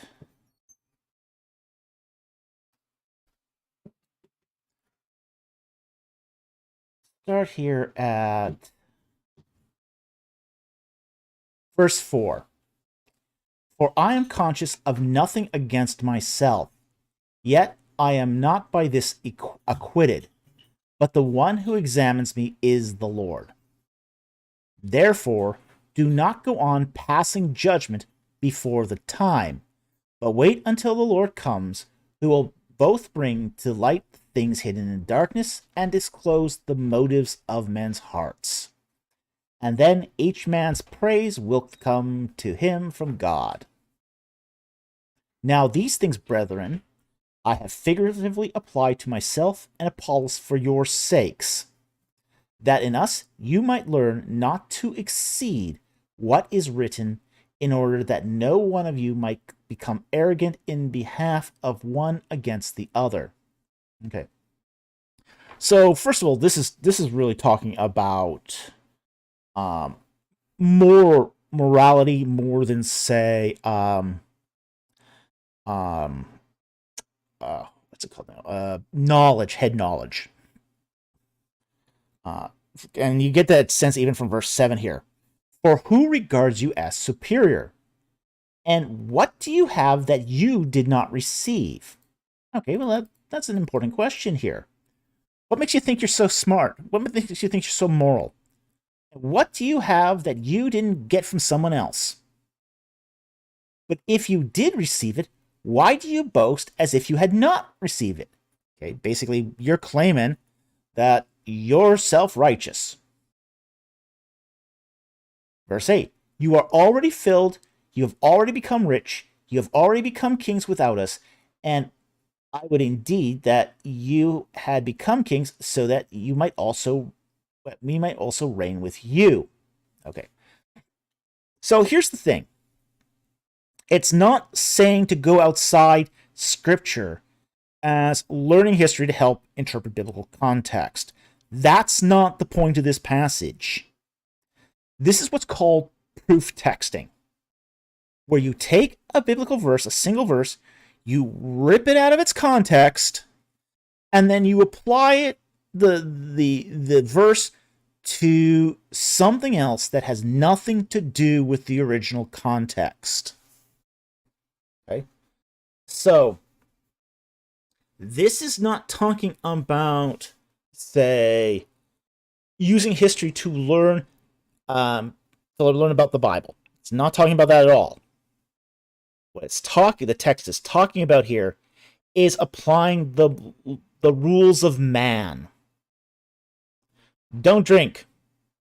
Don't dance. Don't play cards. Moral laws that are given, that are above and not included in Scripture itself. So that's what it means here. So that in us you might learn not to exceed what is written in order that you might become arrogant. So essentially, the self-righteousness that comes with legalism. This is a statement against legalism, not a statement against intellectual pursuits of learning. So that's a very, very important distinction that has to be made in this verse. And you only get that by reading it in its context. Context matters. So it's in fact here saying the opposite of what, say, you've heard being implied. Okay? So it's not saying that learning context is a bad thing, and quite the opposite. It's saying you're supposed to couch your morality inside the context of the scriptures and not to exceed that. It's a statement of ethics and behavior, not a statement of learning or intellectual pursuits. Yeah, Charlie, don't surf. Yeah, text without context is a pretext for a proof text. Yeah, and that's exactly what happened there. Is to say that this deprecates outside learning is taking that passage out of its context entirely. So, yeah, and we can see just by reading the context, the verse's context, it's talking about morality. It's talking about legalism. So anyway, thank you very much for the super chat. I hope that helped, and I hope that you see exactly how exactly we figured this out too. So anyway, thank you very much for the super chat. Really, very, very much appreciate it.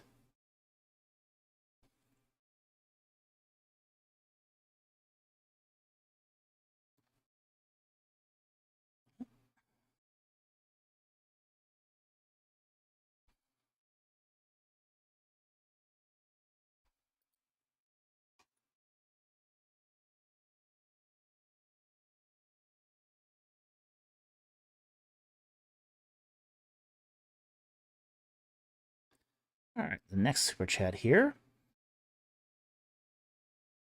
is from Addison Weir for $1.99. Thank you very much for the super chat. Was David's affair with Bathsheba consensual? Ooh, that's a tricky question. Yeah, that is a very tricky question. On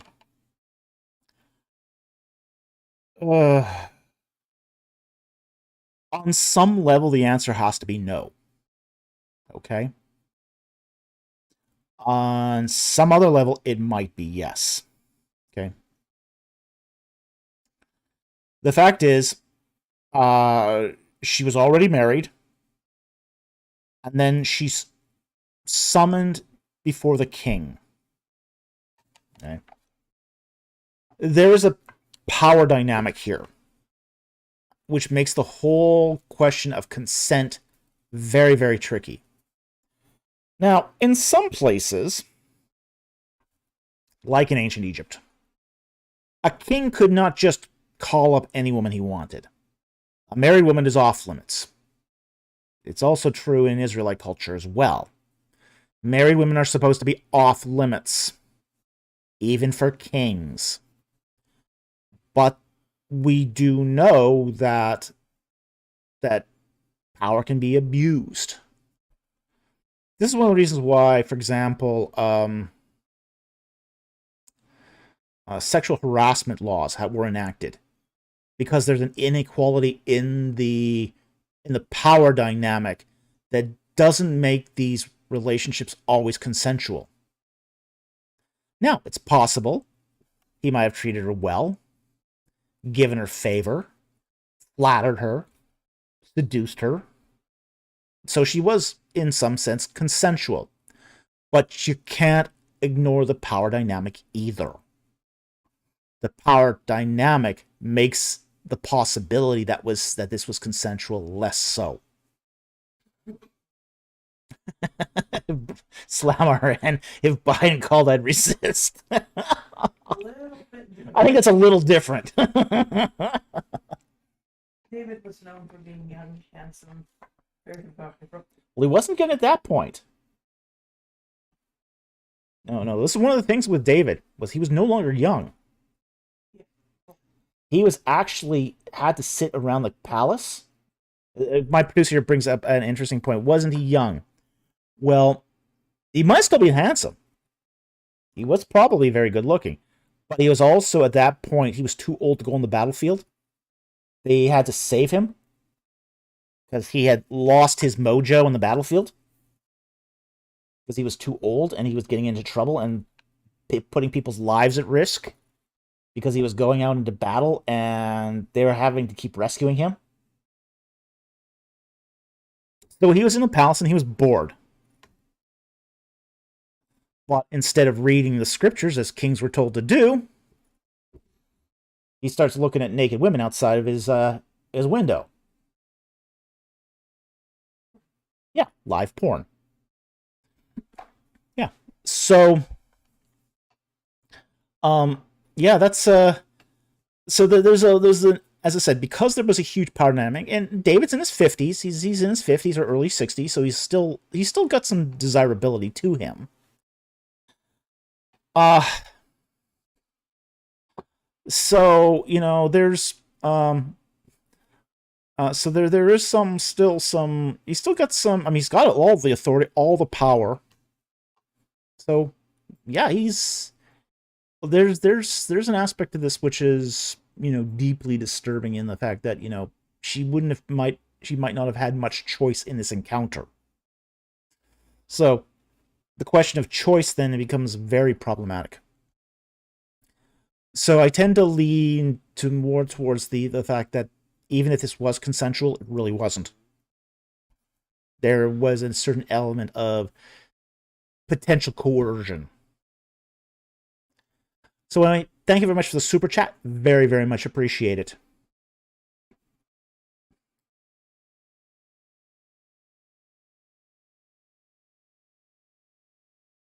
Addison Weir for $1.99. Thank you very much for the super chat. What species was the fish that swallowed Jonah? Well, we don't really know, but there are at least two kinds of whales that could conceivably swallow a human being. Okay. One of them is the sperm whale. Now, whether or not there's any sperm whales in... Now, we also have to understand that when the Bible talks about fish, okay, they mean anything that swims in the water that has fins. That's really what they mean. They don't make the distinction between mammals and fish. You know, they don't make that distinction. You know, that's not part of Israelite biology, you know, biological thinking. So you know they're not going to make any distinction between a whale and a fish. So, but I believe there's two species of whales that could potentially swallow a human being, either by mistake or just by opportunity. But they're toothed whales in general. They're toothed whales. They're not the baleen whales.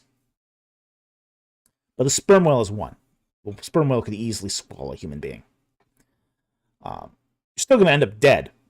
Okay, there's no question. Again, and we've covered this before several times, that Jonah was dead in the belly of the whale. So, but that's just one of them. That's just one of them. So again, not sure exactly what the animal was. It's just described as a great fish. So that doesn't give us much to go on, unfortunately. Normally on the roof. Were bats normally on the roof? This is getting back to the previous question, right? There's Yeah. good follow-ups. Okay.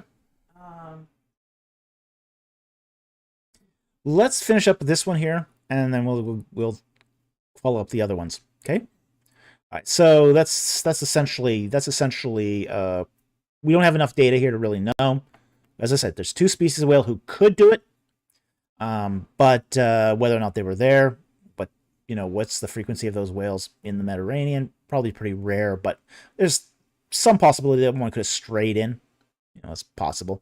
We do find that some species of fish have strayed into the Mediterranean that don't normally live there either. So that can happen. So anyway, thank you very much for the super chat. Very, very much appreciated. Okay. Now we're going to... There's a couple of additional questions that follow up. Okay, the Bathsheba question. Normally, he asked that dating in view of public. Okay. Were baths normally on the roof? Well, people did bathe on their roofs. Okay. And part of it was, how do you dry off? How do you dry off in a hot, dry Mediterranean climate? Okay. Now, you have to understand that your typical Israelite house is 2 stories tall, and then you had a patio on the roof. And people did various activities on the roof. They didn't just bathe up there. They could bathe up there. They could also eat. They would often eat up there because it was comfortable. You put up a tent up there, you get the nice cool breeze going through at night. Yeah, it's a great place to eat. So people did a variety, and it was sort of viewed as kind of a private-ish area.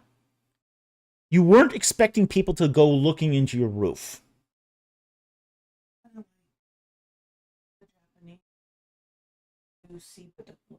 Yeah, it's kind of the Japanese you see, but you don't look. It's kind of that kind of thing. Now, in the case of David's palace, it's actually a higher elevation. We know from the excavations of Mazar that it was higher up in elevation. It also had probably more than 2 stories. So when David is looking out his window, he's looking down on the rooftops. So he sees what he shouldn't be looking at. So it's not an act of seduction. So to answer Chow Yi's question, could Bathsheba bathing in public indicate an act of seduction?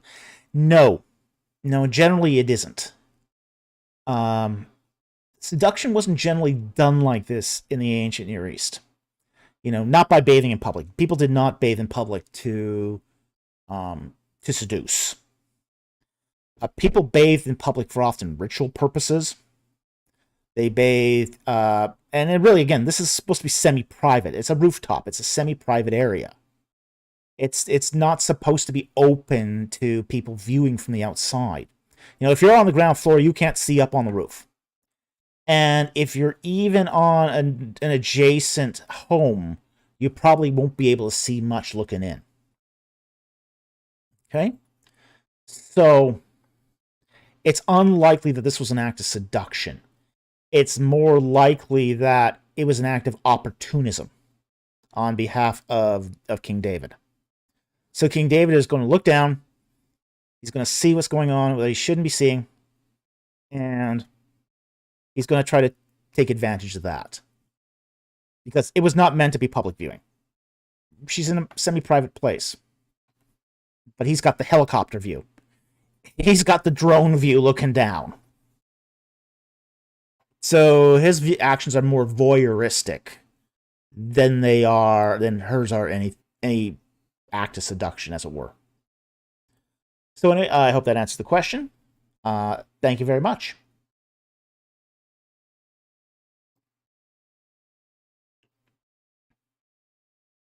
Oh, I should add one other thing to that question as well.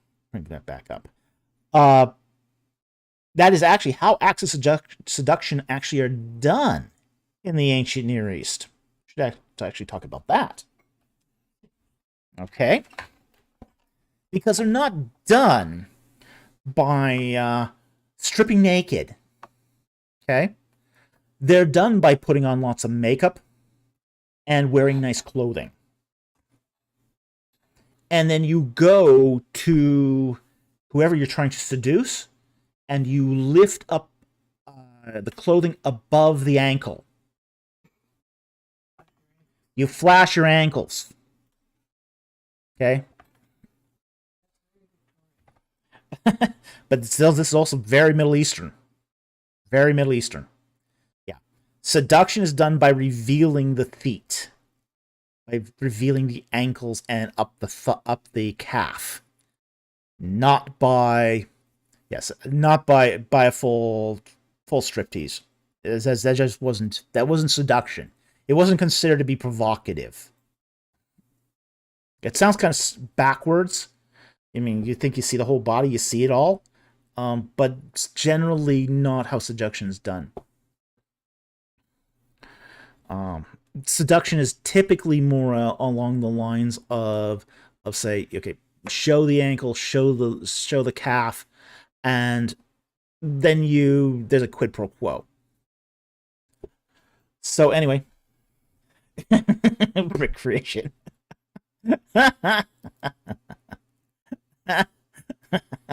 Not flashing ankles. Hey, I know this stuff's getting way too racy for this audience. Help the old women in the church. Help, the old women in my church are trying to seduce me. Could be. In the olden days, a glimpse of stocking was looked upon. Yes. Yeah. It's absolutely true. In the olden days, a glimpse of stocking was looked upon as something shocking. Yeah. It still is if you go into the ancient Near East. If you are a woman, you don't raise your skirt above your ankles. That's just now in a lot of more liberal places. That's seen as okay now. But there was a time, and even still today, where that's seen as inappropriate. So there was a Coptic saint. He's the saint of the garbage city in outskirts of Cairo, and he was a cobbler. He was a cobbler, and he got this female customer who started raising her skirt above her ankles, and he instantly takes 2 needles and gouges out his own eyes, so he wouldn't sin. Yikes. So yeah, it was scandalous. It was absolutely scandalous. So that's how seduction is done in the Near East. Or at least it used to be. So, anyway, very interesting question and some good follow-ups too.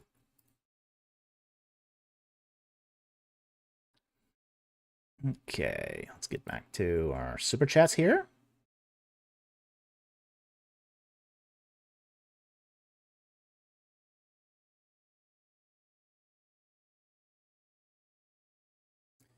to find where I am.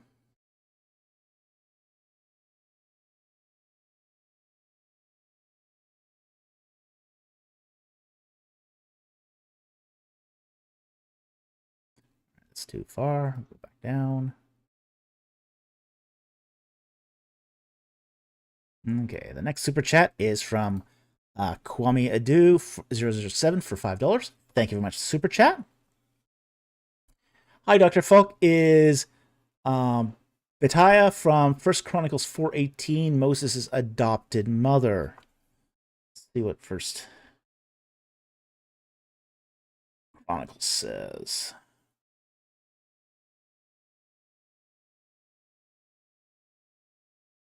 Chronicles.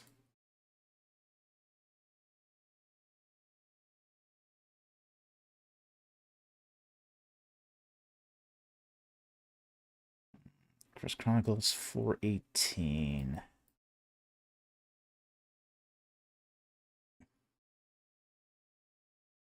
Is that the right passage? I don't see that in Chronicles 4:18.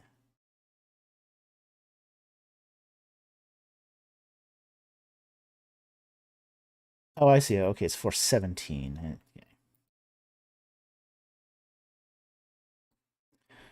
Okay. Let's bring this up. All right.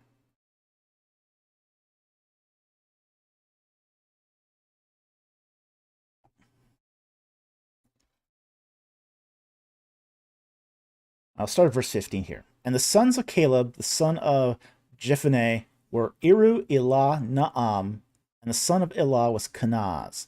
And the sons of Jehalelel were Ziph and Ziphah, Tira and Azarel. And the sons of Ezra were Jether, Mered, Epher, and Jelom. Okay.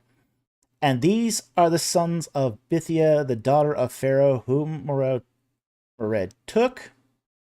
Okay, so there's going to be some chronological issues right there. You'll notice here it's also in parentheses, which means most scholars think that this is a interpretive gloss. A later scribe put this in here. And she conceived and bore Miriam, Shammai, and Ishbah, father of Eshtimoah. His Jewish wife bore Jared, the father of Gedor, and Heber, son of Soko, and Jekuthael, father of Zanoah. Okay, so this could be a reference to at least the Jewish legend of Bethea. Okay, now again, this is clearly a scribal gloss.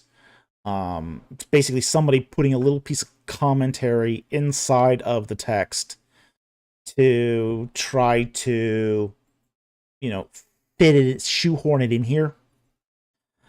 I think this is a reference to the Jewish legend that Bithiah was the daughter of Pharaoh, whom and try to work this into the genealogy of say others like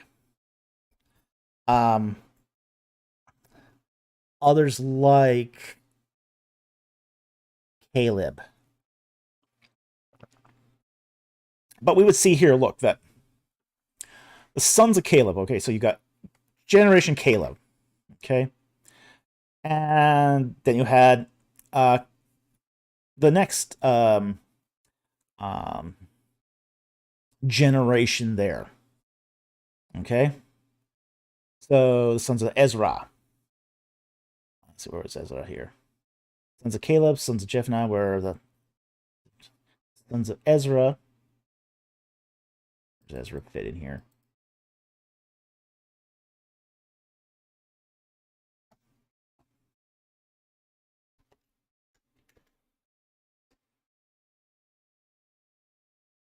Okay, the sons of Ezra, we don't know exactly who that was.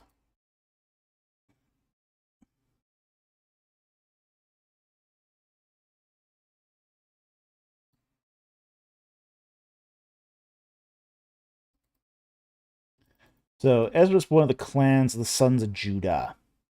We got here the sons of Judah were Perez, Carmi, Shur, Shabal. Okay, and then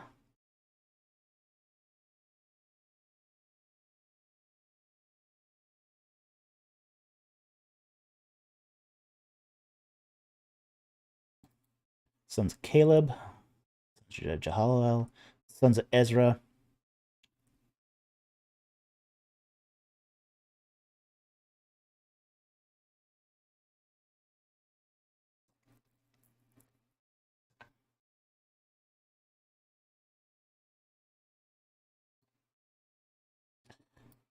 So, go back a little bit here. Get any further back here. Let's get more context.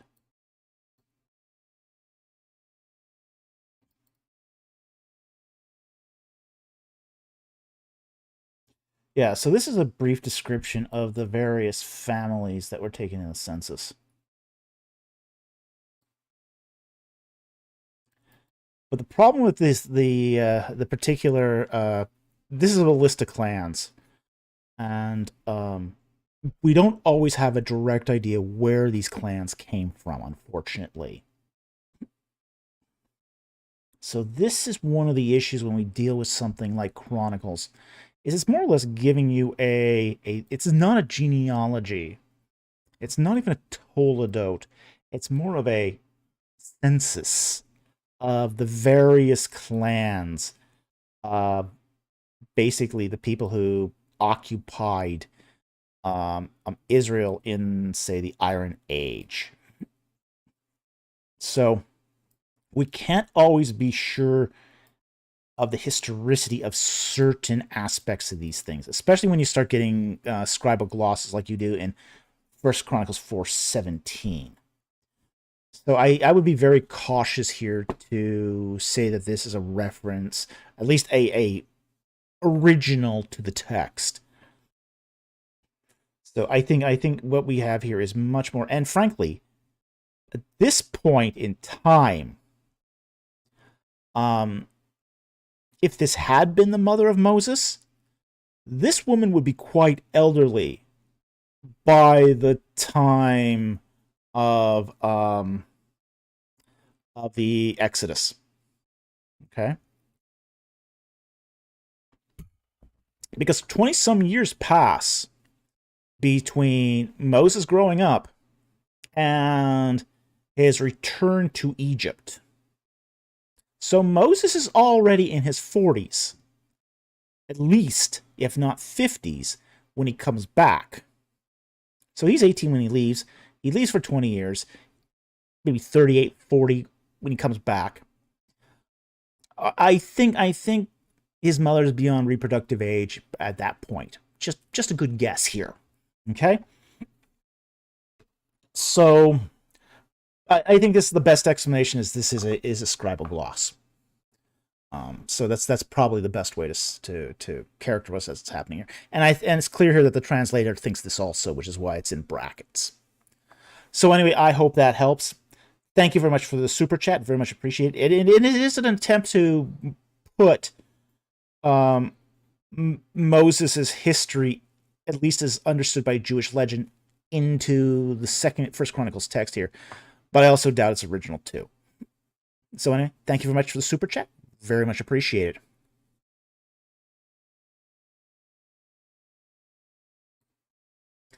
All right, 1,000 Clever Boy for $5. Thank you very much for the super chat. What was the ethnic background of Moses' wife mentioned in Numbers 12:1? I understand there's some disagreement. Was she black, or do we not know? Okay. Let's pull this up.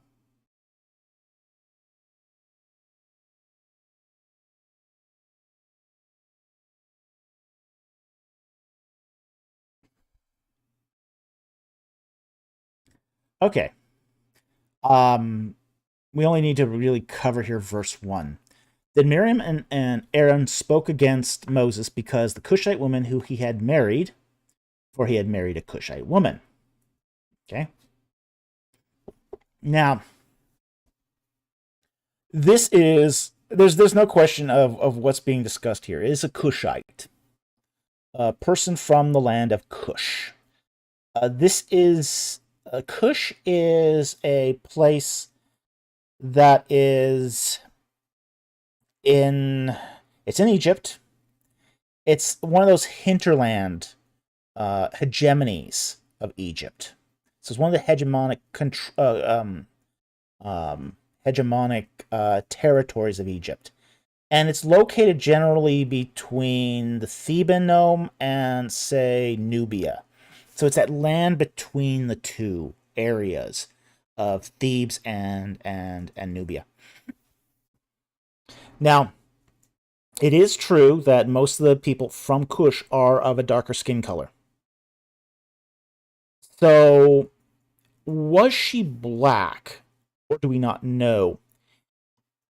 Given that this woman is from Kush, and that's perfect, makes perfect sense because there were Kushites in and even Nubians living in Avaris. So that was part of the ethnic mix of Avaris. So there's nothing. This is not unreasonable at all. So was she black? Well, the problem is when we talk about categories of race here, it's a gradient. It's a gradient of basically almost sub-Saharan African in Nubia, all the way up to almost pure Semitic in the Delta. And of course, you're going to have a gradient of skin tone going from north to south Egypt. And she would have been on the darker side of that gradient. Okay. Now, she would not have been as, say, black as, say, someone from Nubia. Again, it's a gradient. It's a mix of African and Semitic, and that blends according to geography. So it's all likelihood that she was of darker skin. Okay, but that's because what we're dealing with here is a Cushite. And yes, I've heard some fundamentalist apologists here that basically try to make the claim that this is actually Zipporah. But we know that Zipporah was a Midianite. So she's of that descendancy. Zipporah is that from that descendancy of, say, the Ishmaelites. But not of, which are a different, say, Semitic line than, say, what we would find in Kush. So they're definitely different ethnicities. And the writer here of Numbers would not have mistaken that. You know, they know the difference between Cushite and a Midianite. It's just so. Yeah. Now, I also want to caution too that a lot of people read race into this passage as well, and I think that's a mistake because the conflict here is not over race. It's over authority to speak on God's behalf. So the whole issue of Moses' wife here is a pretext for a bigger issue. So as long as you understand that this text is really talking about authority to speak on God's behalf and who God chooses to speak on his behalf, then you've probably got a good handle on the passage. Okay, but, suffice it to say, though, that Moses' wife was probably of a darker skin color. So anyway, I hope that helped. Thank you very much for the super chat. Very much appreciate it.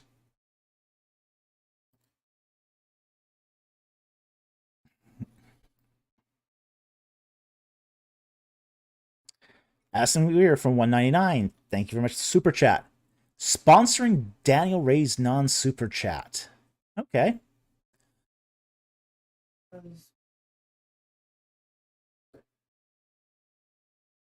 Oh, Daniel Ray. Would you rather visit Ken Hovind's Dinosaur Adventureland or the Creation Museum Ark Encounter? Oh boy. Oh.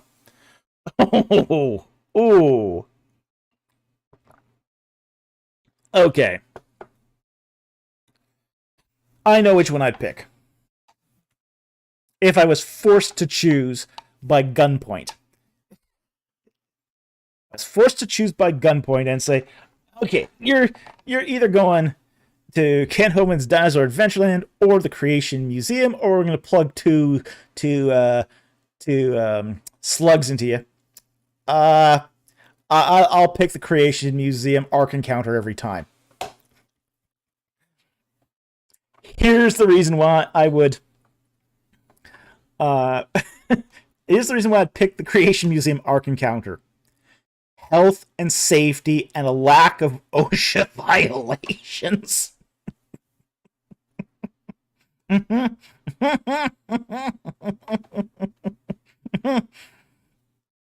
I just don't think Kent Hovind's Adventureland pays much attention to the safety and well-being of its customers. You know, it's all done by volunteer work. There's no control over, say, basic health and safety laws. It's done by people who volunteer. Yeah, I mean, these are not qualified contractors that are doing the work. These are volunteers. People that he gets just walking in off the street to work. What's the quality of the electrical work? Is this some guy who did his garage, or is this a licensed electrician? I mean, Dinosaur Adventureland certainly is not getting his electrical inspected. When the whole thing breaks out in fire and 100 people die because they can't find the safety exits because they never put up lighted signs. Yeah. Yeah, it's there's some really dodgy crap going on in that theme park. Now, from what I understand, the Creation Museum Ark Encounter was actually done by real contractors. People who actually knew how to do it. And they spent a boatload of money on it. It seems at least that Ken Ham has at least a mind for saying that having a bunch of your tourists die in a accident is bad for business.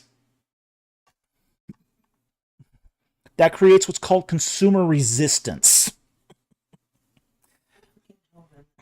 Yeah, for Kent Hovind, that's standard operating procedure. Some kid drowns in a pool that's not properly protected, and it's like, oh, his parents should have been taking care of him. No, that's not the way this works. No, you have a responsibility for the well-being and safety of the people who come to your facility. It's just odd. I mean, his callousness in that debacle was just unspeakable. It was really awful. Blaming the parents because you didn't have a fence around the pool. Like, what?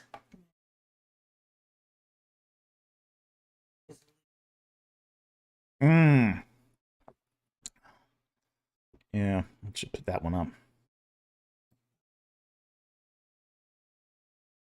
Okay.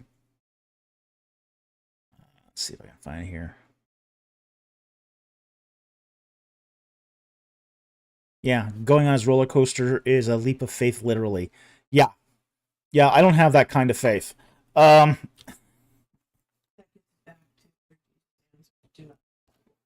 Yeah. Yes, exactly. Thou shalt not tempt the Lord thy God. Oh, yes. Yeah, absolutely. No, you don't want to take your life in your hands like that. It's just like, so yeah, given the choice, I'll take the Creation Museum Ark Encounter any day.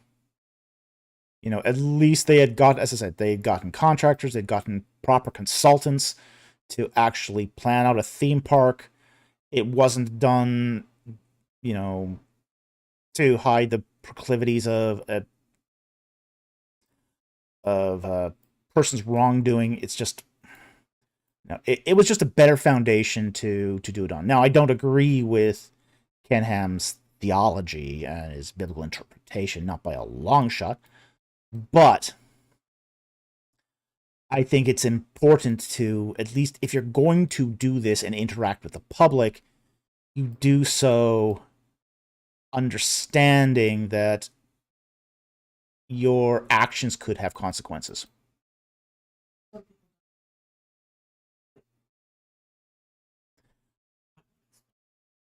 Oh, yes. Okay. Let me get down to the bottom again. Wait, people have actually died there? Yeah. Yeah, people have actually they had one fatality at Ken Hovind's Dinosaur Land. Yeah. And it was a 2-year-old boy. It was a 2-year-old boy, and he fell into one of the ponds, and nobody saw it happen. And he drowned. He drowned in the pond. There was no fencing, no warnings, no signs, not even a "don't go into the pond." Yeah, it was pretty bad. And the PR, the optics behind the statements of Dinosaur Land were pretty callous, which was, well, the parents should have been watching the kid. It was totally irresponsible. The Dinosaur Land took no responsibility. I don't know if there was ever legal action over it, but how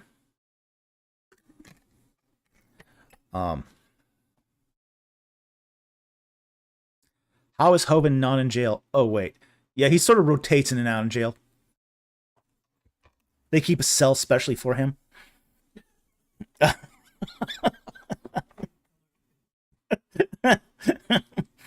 He's been in jail like a half dozen times, for domestic abuse, for tax evasion. Yeah, trouble clings to him like a stink. It just follows him wherever he goes. There's been accusations of child abuse and child sex abuse at Dinosaur Land also. One of the things Dinosaur Land does not do is does not do background checks into its employees, because they're technically not employees, they're volunteers. So Dinosaur Land does not feel the need to background check it's who's working for them. Because of that, you have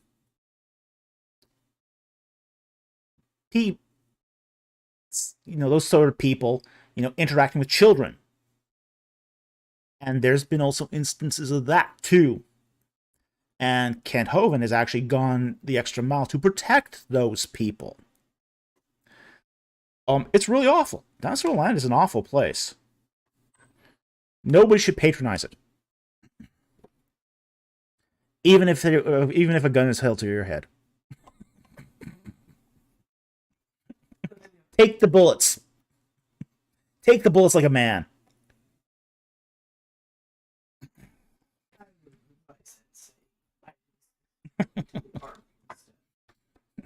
But definitely if you've got that option between, a gun to your head and Dinosaur Land, try to compromise and go with your captor and say the Ark Encounter.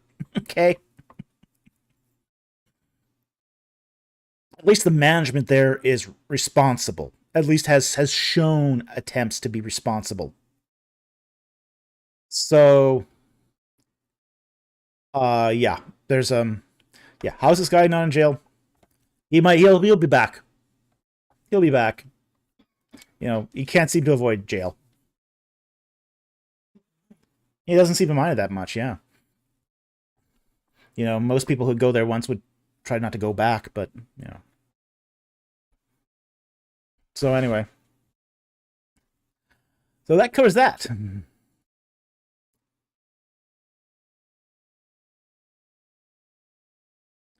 right, let's go to the next super chat here. Okay.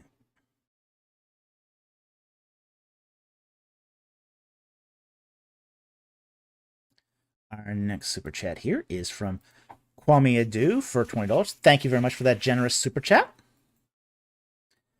He says, I read that Akhmosa I and his wife Akhmosa Nefertari were brother and sister, but parents of Tutmosis I. Okay. Akhmosa Nefertari was not married to Akhmosa I. She was married to Amenhotep I. And they were parents to Tutmosis I. The line of this here is that Akhmosa I was the liberator of Egypt. Last King Dynasty 17, First King Dynasty 18.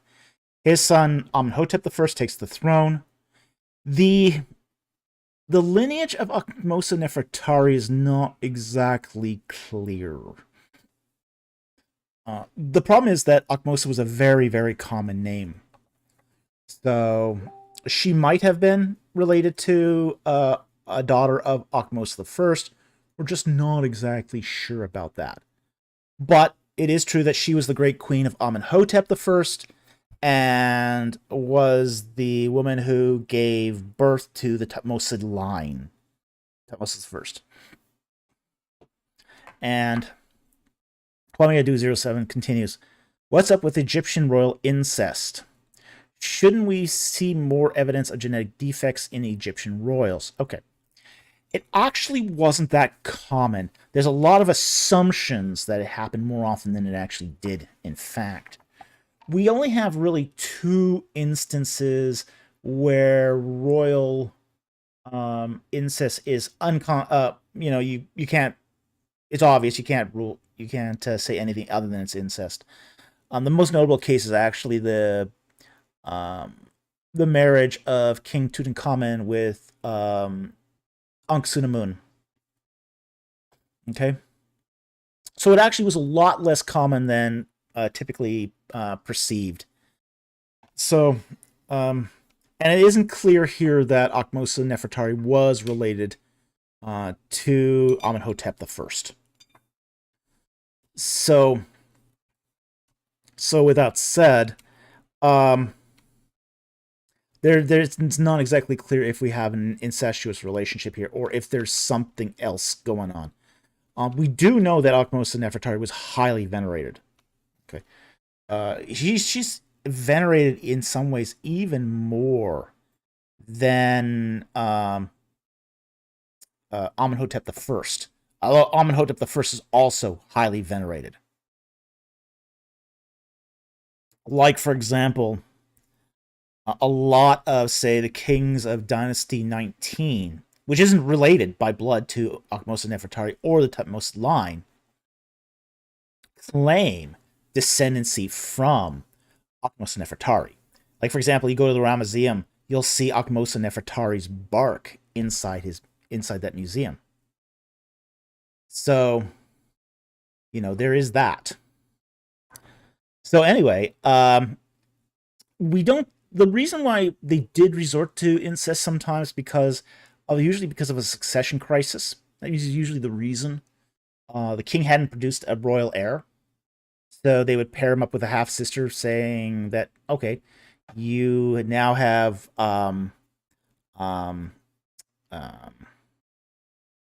royal blood, two sets of royal blood, 2 people with royal blood.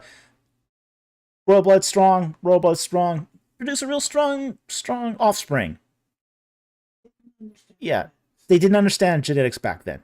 It was a magical way of thinking here, and it was using sympathetic magic to secure an heir. So that's the times when we see it most often. But it isn't very common either. Cherney did a survey of consanguineous marriages in ancient Egypt, and of the 407 marriages he examined, only 2 were unambiguously consanguineous. The rest, there was reason to doubt whether or not they were consanguineous. So, Anyway, I hope that answers the question. Thank you very much for the super chat. Very, very much appreciate it.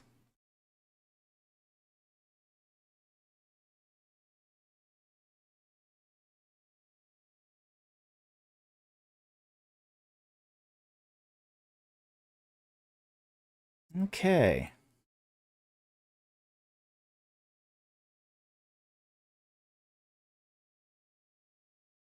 The next one here is from Charlie Don't Surf for $5. Thank you very much for the super chat. Sponsoring Lego David's non-super chat. Let's see where it's Lego David's. Okay, here it is.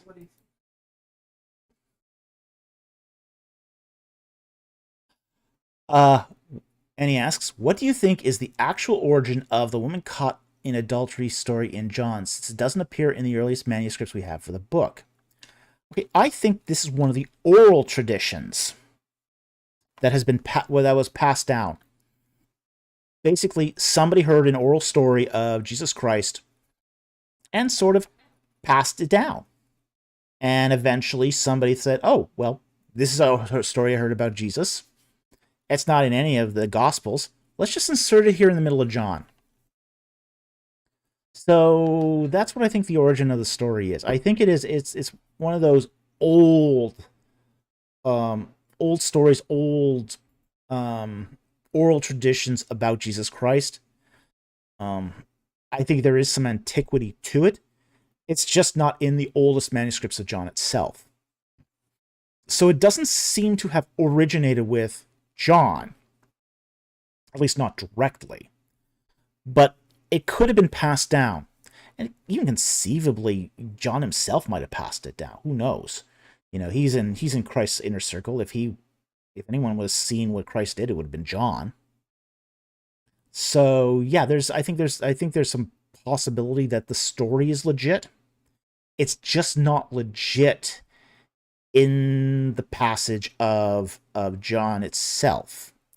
So it's one of those things where it's not part of the inspired writing, but it could be still true. And there's still some possibility that this might actually be a true story, even though it is not part of scripture itself. So anyway, thank you very much for the super chat. Very, very much appreciate it. And a thank you again to Charlie Don't Surf 334 for sponsoring that question.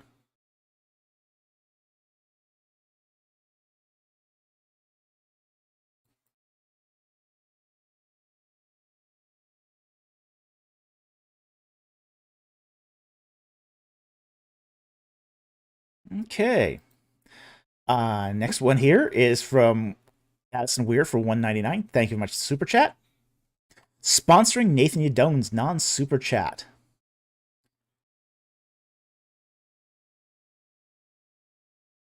And Nathan Yadone says, when are you doing a video on Hot Sore?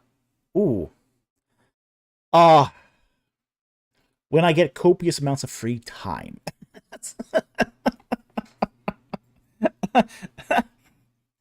Here's the thing. When you do a site report, and, you know, as any archaeologist has to do with site reports from time to time, you're gathering a lot of sources together.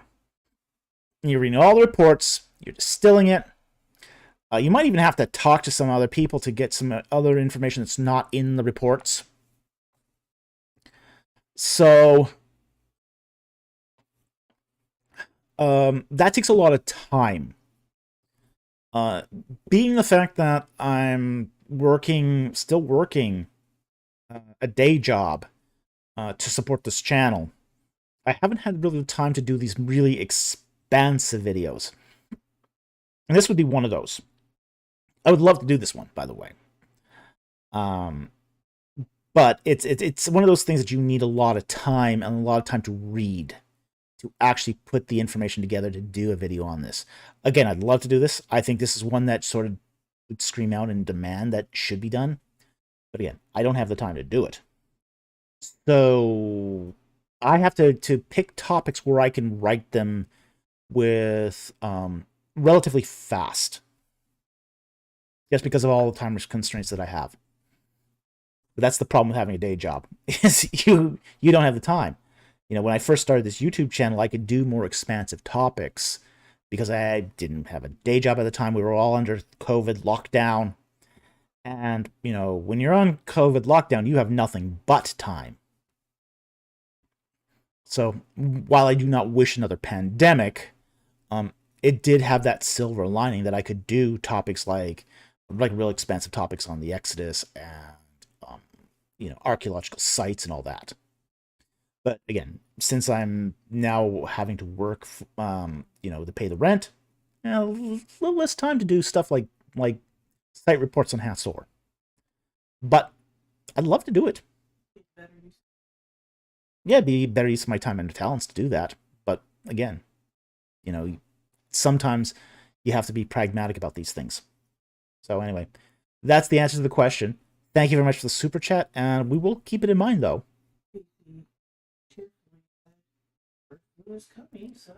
BC said bird flu is coming. Oh no, we might be on lockdown again.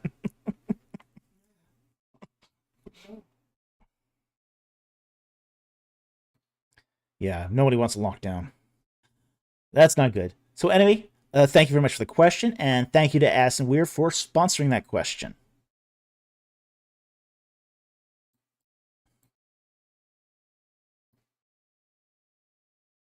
Okay, Addison Weir again for $1.99. Thank you very much for the super chat. Sponsoring Lion Green's non-super chat. Okay.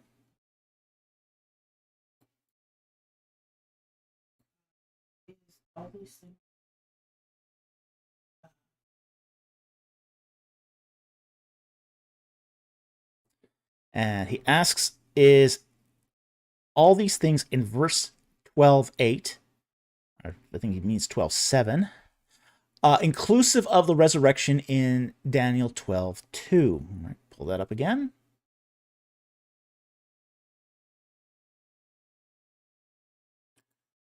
Daniel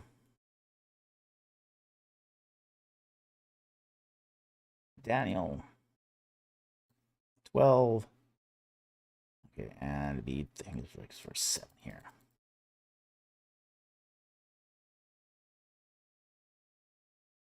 Okay, and I'm just going to take a quick peek at the Hebrew here.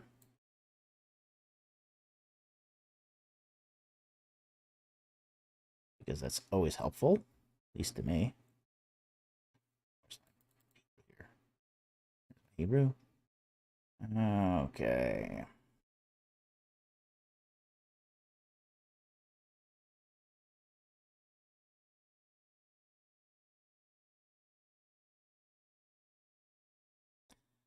And according to all,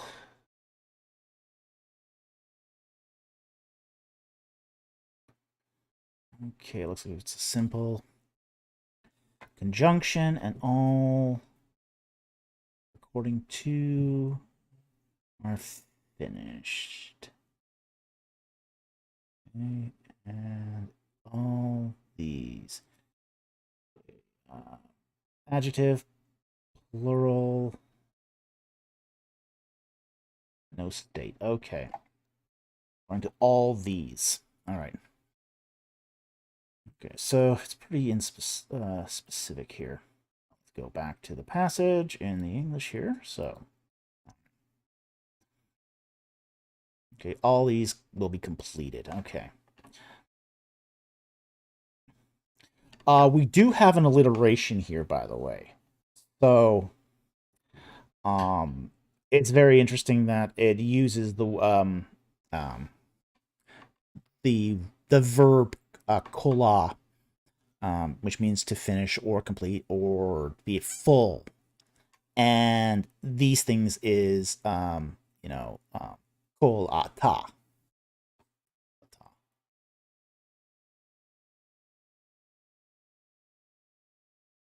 Doesn't matter really, but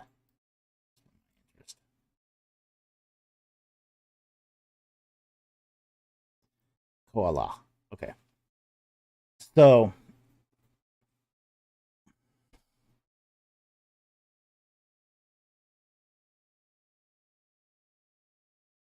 okay, so it's going to go back and it's going to basically it is looking back at everything up to that point in the prophecy. Okay.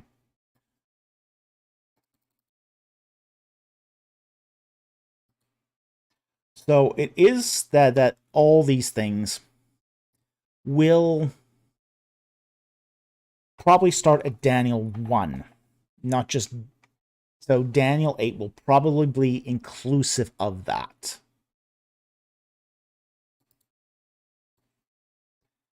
And the reason why it's probably going to be inclusive of that, I mean Daniel 7, is it because it syntactically comes at the end of the verse. Okay. So this is one of those places where syntax matters. Okay. Placement of the text.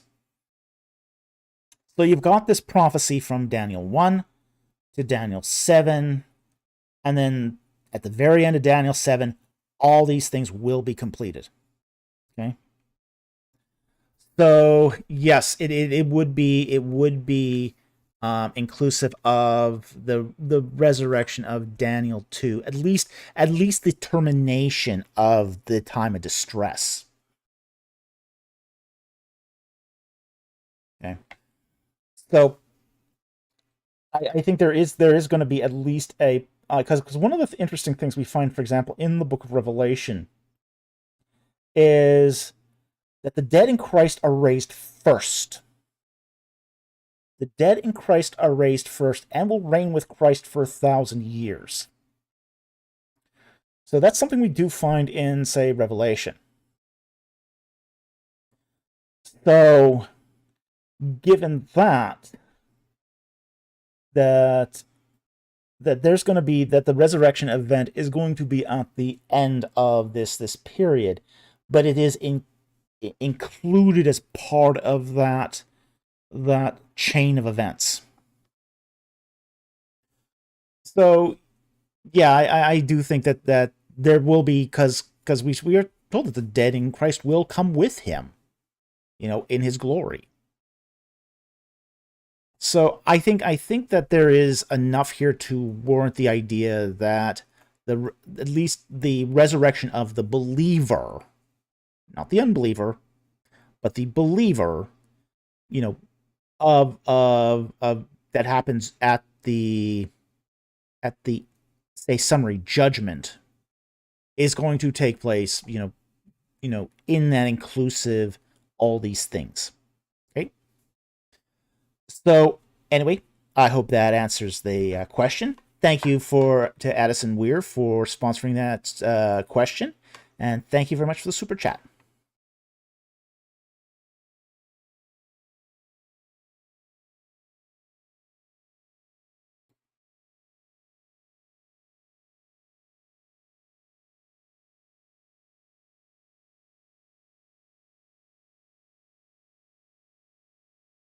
Okay, I just lost my screen.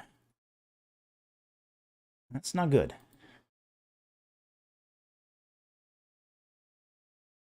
Mm-hmm.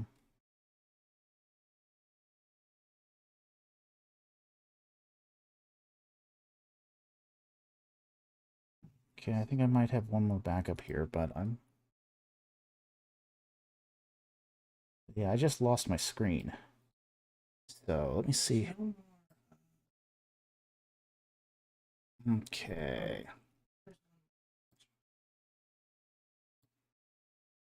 I'm gonna have to maybe do a little change of plan here. Just give me a moment here, because I have just lost two of my chat screens.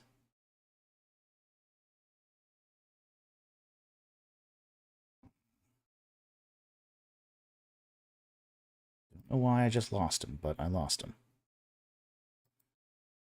So see if we can do this another way. What I'm going to do also is I'm going to duplicate this tab.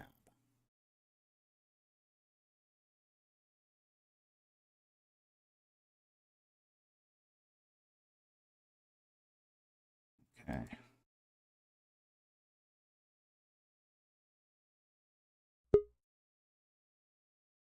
So just in case things go belly up. I just love technical difficulties. Yeah, you're seeing me scroll on here. We will adjust this in a moment here.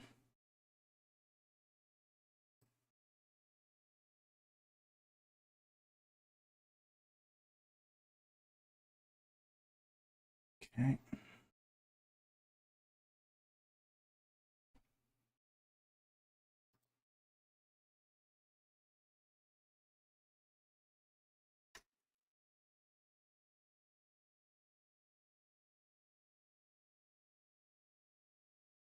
Okay.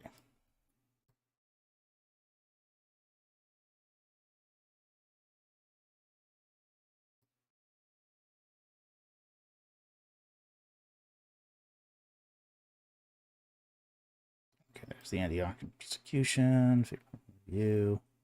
Okay, still got some here, so we're good. I think we just have to do this just a slightly different way.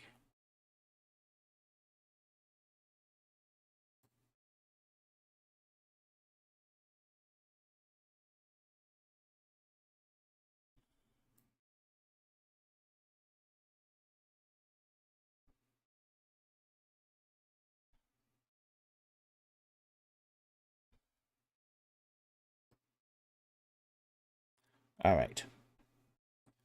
Now the one we just left. Okay.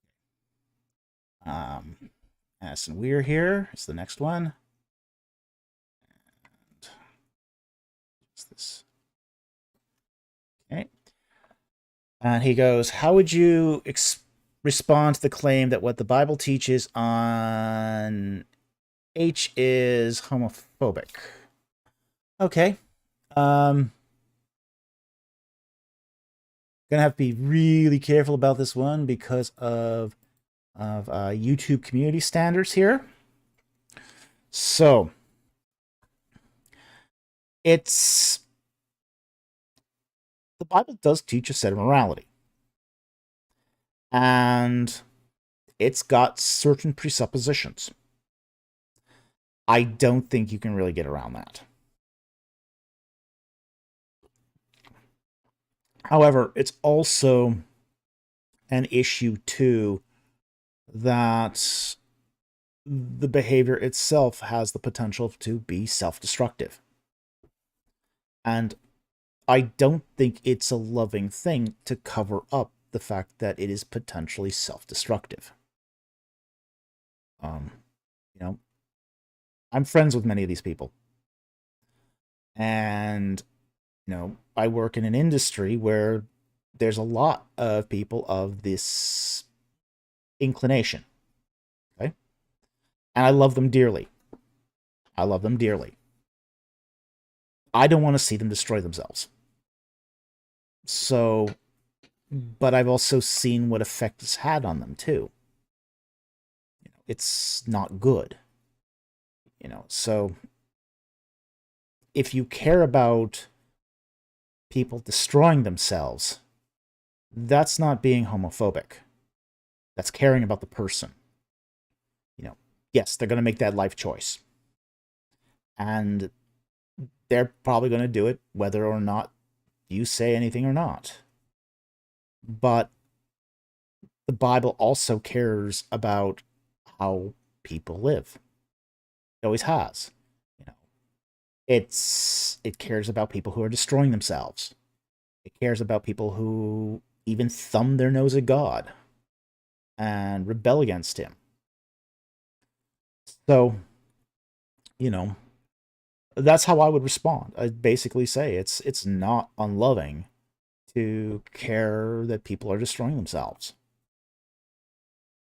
So, that's how I would do that, at least within, say, the guidelines that here that YouTube's community standards would allow me to say. Okay? So anyway, thank you very much for the super chat. Very much appreciate it, and I hope that helps.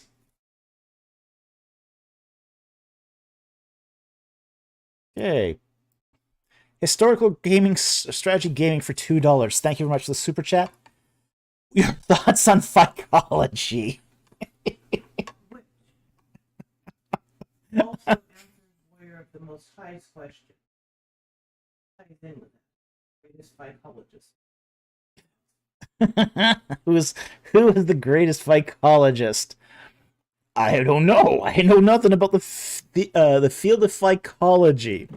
As we're asked in general, what is psychology? Okay. A lot of people don't get that reference. Okay, they don't get the reference. Okay. Here's the reference.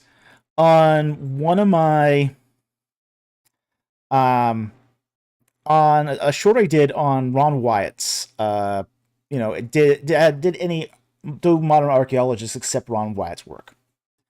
And basically I say no. Okay. And I got a comment, a very odd comment, that one of the responses was psychology. You need a psychologist. Jesus was the greatest psychologist. A psychologist and psychology is the study of algae. It's not a psychologist. Okay. Spelling matters.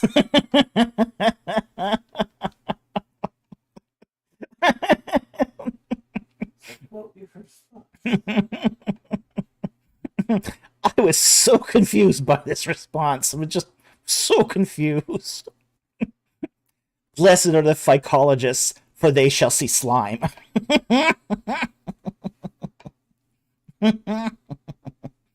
Yeah, so it's just like what?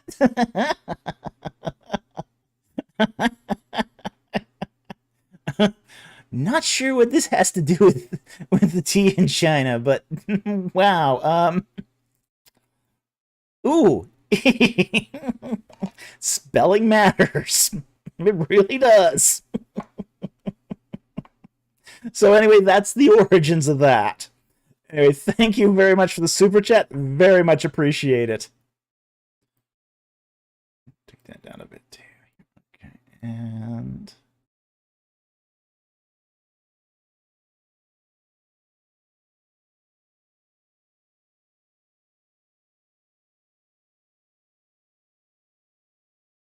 yeah, probably.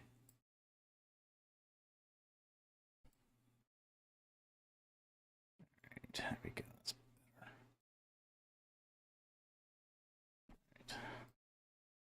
Right.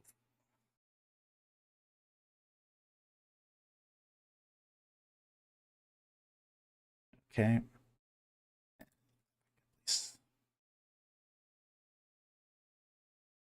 Okay, the next one here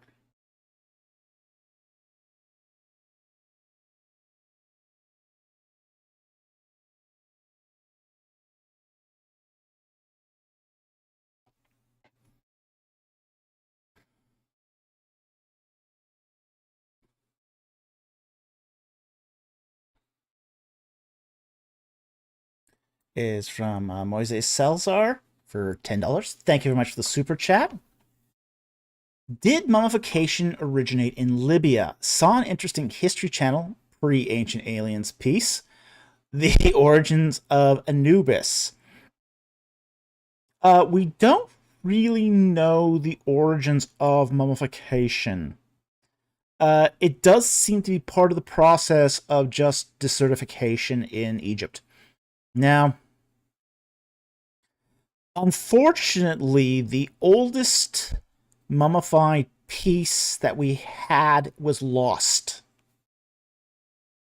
If this had been kept, we could have learned a lot more about mummification.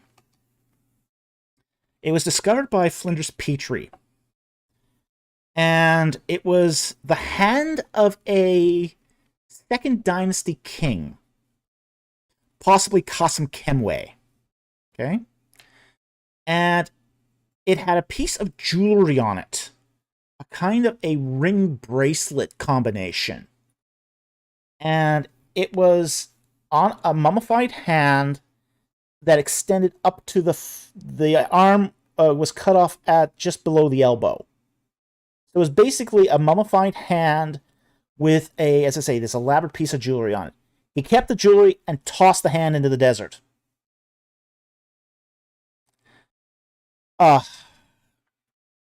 Oh, Petrie, Petrie, Petrie. Petrie threw away a lot of stuff that would have been really useful now. Really useful now.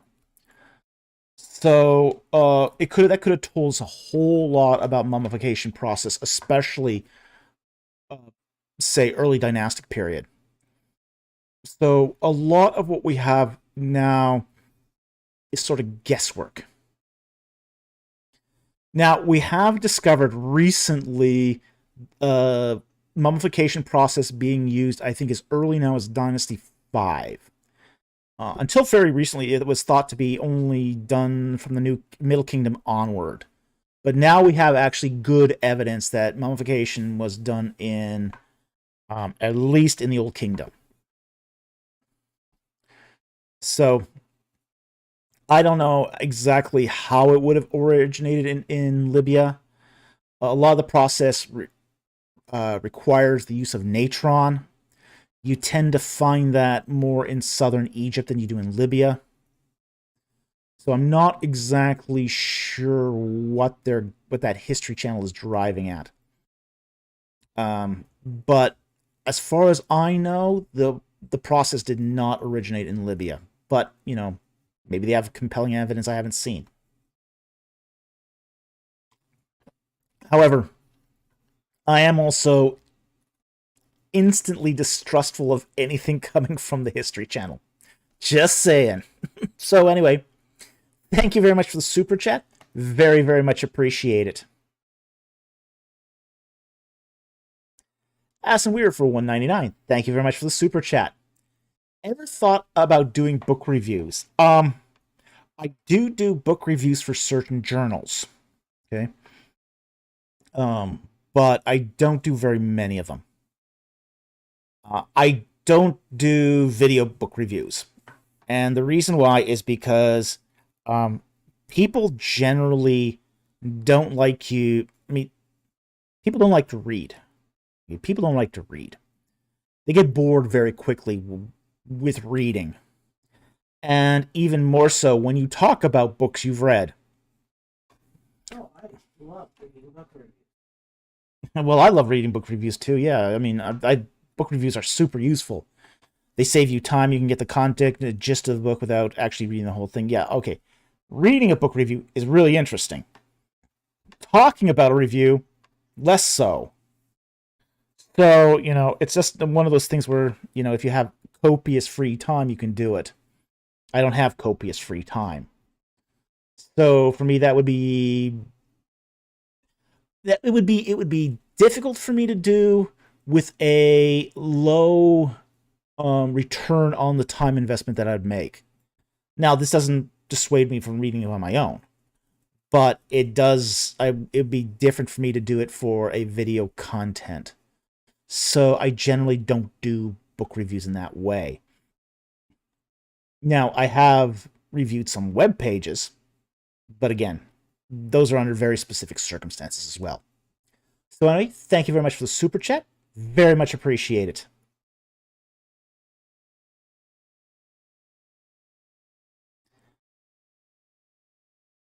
Earlier, someone in the chat said you believe in, quote, once saved, always saved is heresy. Is that true that you believe this? No. Well, let me put it this way. There's two once saved, always saved views. Okay? We gotta be careful about this one. There's the classical Calvinist view, which is basically a summarization of the idea of the perseverance of the saints. So you're saved, but you remain a Christian through the rest of your natural life through the power of the Holy Spirit. In that sense, once saved, always saved is perfectly acceptable. Perfectly acceptable within all the constraints of Christian orthodoxy. No problem with that at all. Then, you have a different view, the one that's promoted by the Free Grace Society, that's also called once saved, always saved. That's different. That one is heresy. And the reason why it is heresy is it's the idea that we're once saved, always saved, without the perseverance of the saints.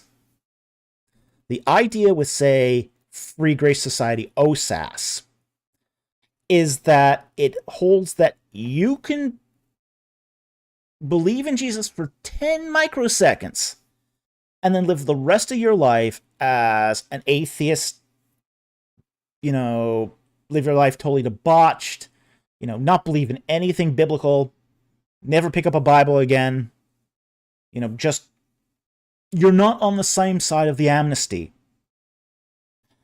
And I think that one is complete heresy.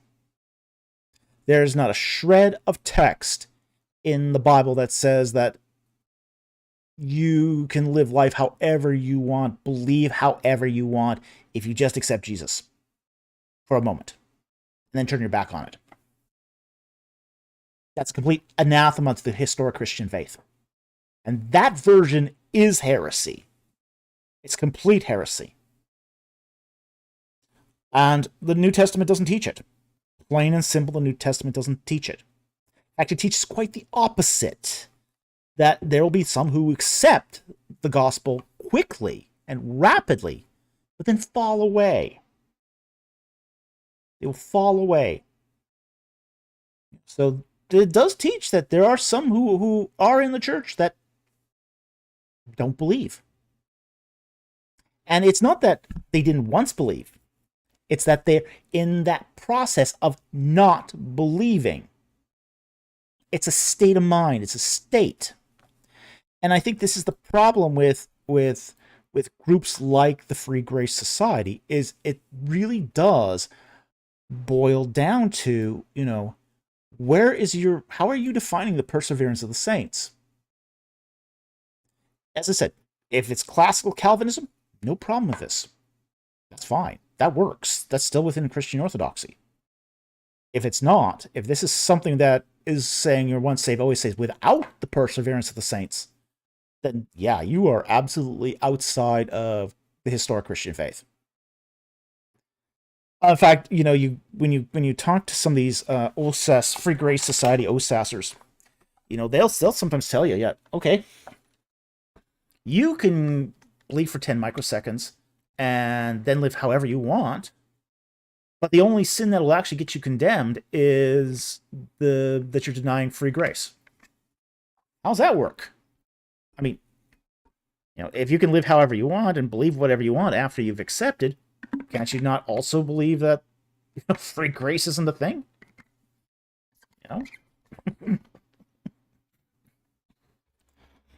Yeah, it's really the only unpardonable sin in their book is the denial of free grace itself.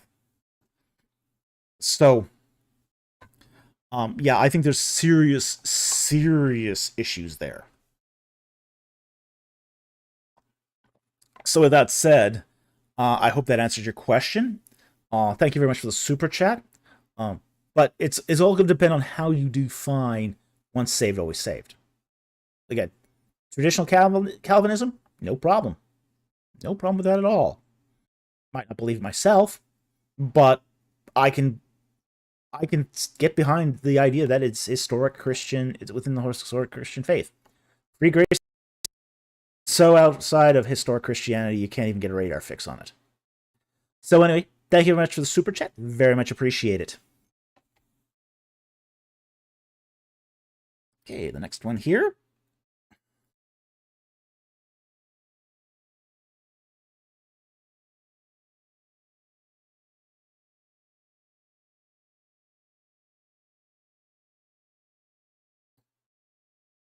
Addison Weir for $1.99. Thank you much for the super chat. Favorite New Testament scholar. My favorite New Testament scholar was Grant Osborne. He was a good scholar. He was one of my teachers at seminary. He went to be with the Lord fairly recently. I think about 2 or 3 years ago he went to be with the Lord. Really nice guy. Really nice guy. I really liked Grant. I found his classes to be insightful, interesting. His commentaries were good. Not perfect, but very good.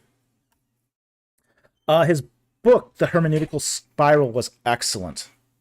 I did very much appreciate its insights on hermeneutics.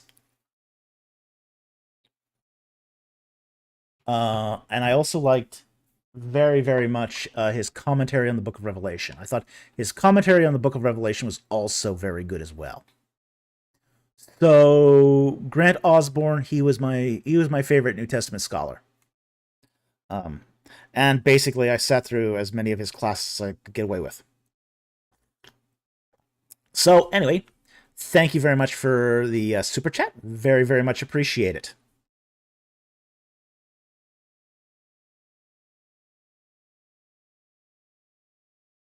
Okay, and the next super chat here is from BC for $5 Australian. Thank you very much for the super chat. Shabbat Shalom. Well, Shabbat Shalom to you too. Do you think AI-powered humanoids will enable a greater pace of archaeological discovery by providing cheap labor for digs? Oh boy.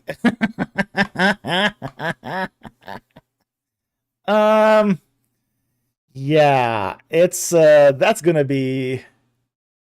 I don't think I don't think AI powered humanoids are going to be that big of a help to archaeology. A lot of archaeology is actually funded by the flesh and blood humanoids. AI powered humanoids don't come with their own bankrolls. So that's going to be a huge issue for digs. I mean, frankly, if you're digging in Israel, they charge you a lot of money to dig for the privilege of digging. You know, it's only in countries where that practice is clamped down on, like Egypt, where that too is meant to redistribute the wealth. So in the case of yeah, in the case of Egypt, you're required to hire the locals to do the work to distribute the money. Okay? And you're supposed to pay the locals. So cheap labor is not going to be, they're not going to allow that. Simply put, you know, the Egyptian government will never allow that AI powered humanoids to provide cheap labor. Yeah. We do a lot of that with Yeah. fine brush, and it would be like cars that speed up to crash because they don't recognize. Yeah. The visual stimuli. There is the whole problem of discernment too. I mean, archaeology is something that does require a lot of visual acuity and discernment of what is important versus what's not important. And it's unlikely that an AI is going to be very effective there. However, the whole labor thing I don't think is going to be an issue. As I said, the Egyptian government wants you to hire the locals and pay them money. The Israeli government doesn't care, but the dig operators are not going to want to give up their cash cow, which is American archaeo tourists who want to dig at a site and pay several $1,000s to do it. So, given those competing interests, I don't think AI-powered humanoids are going to be of much potential in archaeological discovery. Now, where they could be of interest, and not so much powered humanoids, but say AI-powered robots, is the ones you can attach a camera to and send them down into dangerous sites. There are some sites in archaeology that are dangerous to human beings. And in those cases, you might want to risk a powered AI to explore down those instead of sending a human being. Of course, then that raises the ethical issue of are you treating them AIs who may be sentient as, say, guinea pigs. Is there an ethical concern with sending sentient, non-biological life into potential risk and harm? So, yeah, that could raise ethical issues in the future too if used in that way. So, yeah, it's not a cut and dry answer, but as far as cheap labor, no, it's not going to be a source of cheap labor. Not in archaeology, anyway. So, anyway, thank you very much for the super chat. Very, very much appreciate it.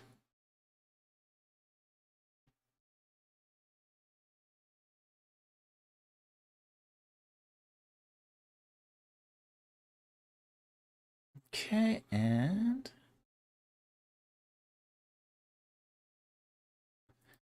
Addison Weir for 199. Thank you very much for the super chat. He says, "See my non-super chat." Okay, is it the one following or the one before? Okay. Okay. Okay, I see it. Okay. All right, here's the first bit.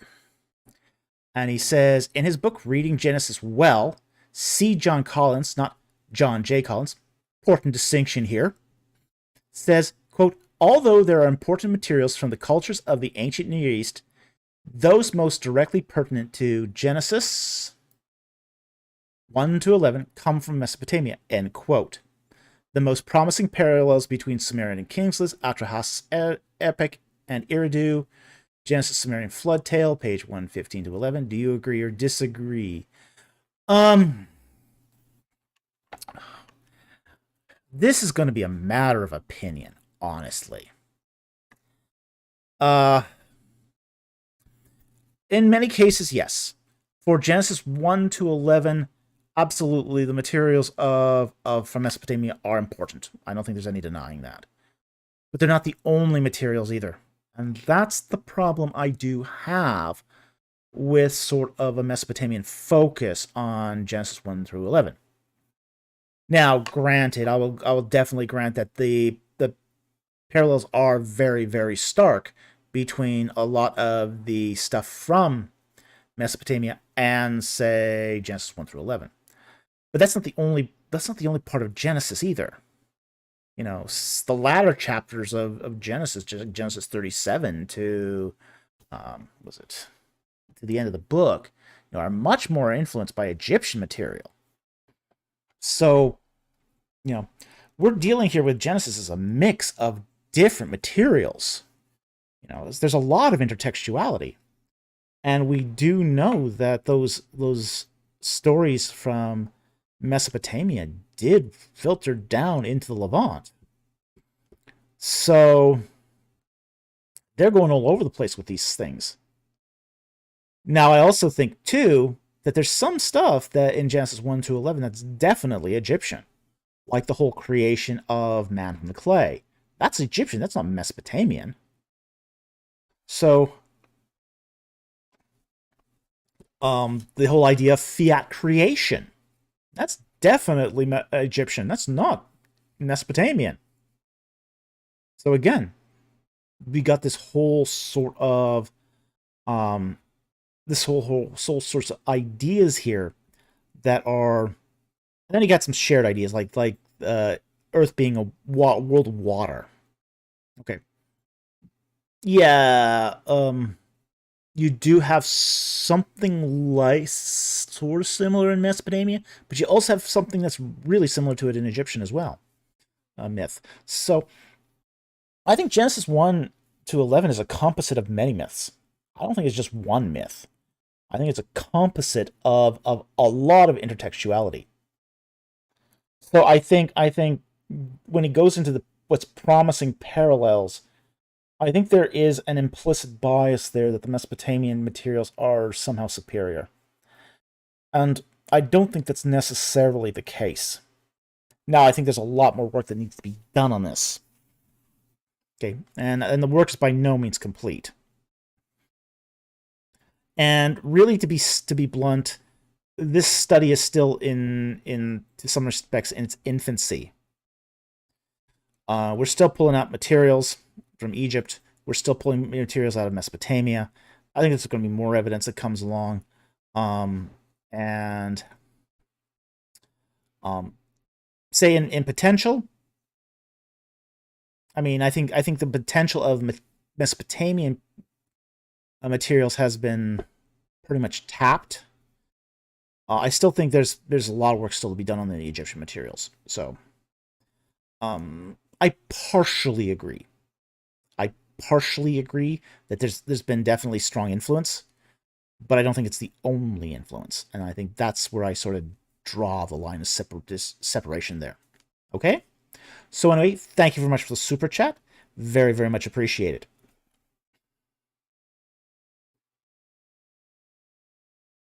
Oh, and check my email in 10:25 here. Missed one here. Yeah. I did make note of the timestamp earlier, so I can go back here easily enough. Okay, 10:25. Okay, and just check my email here. Just a moment.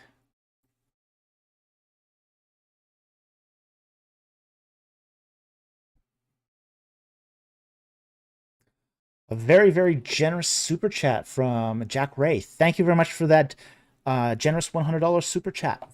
Very much appreciated. Thank you so very much. And thank you for your generous support of our channel. We really couldn't do this without you. Okay?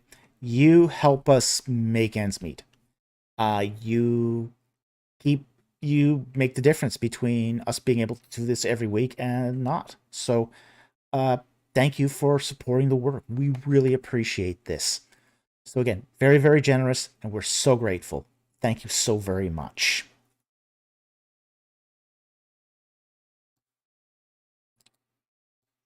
Okay.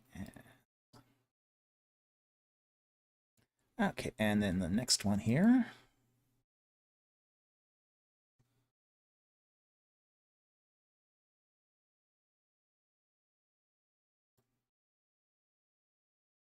I think that's... Is that the one? I think it's just size next, yeah.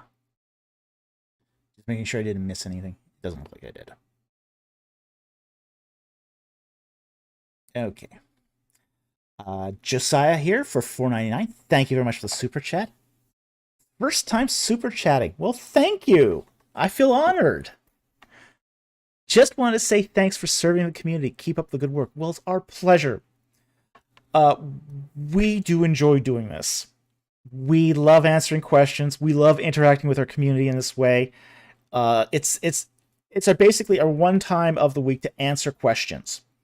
Now, we do answer questions on, say, the community posts, but sometimes that could be overwhelming. So we don't get to, we've had to do these live streams to sort of compartmentalize, at least give structure to the whole question and answer thing. So we did this as an attempt to serve the community, and it just excites us that we are able to come here every Friday and really get to know our members, know our community, and just sort of answer a lot of questions. So anyway, thank you so much for your support. Glad that you're here with us tonight, and thank you so much for that super chat.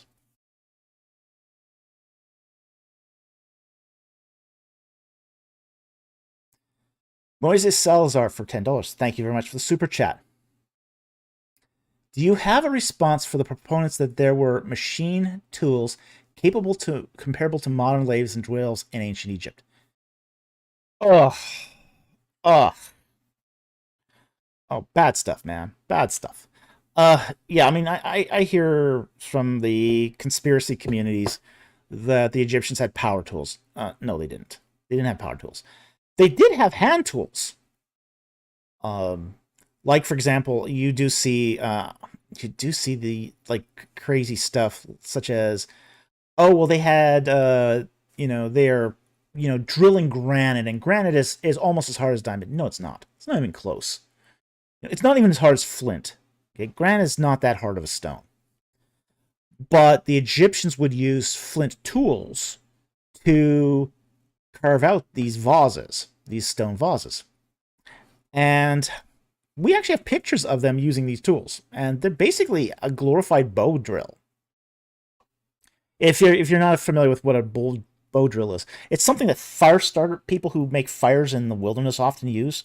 They'll use a piece of a stick with a little bow and a string on it, and they rub, move it back and forth to make the stick create friction, and you get fire out of it.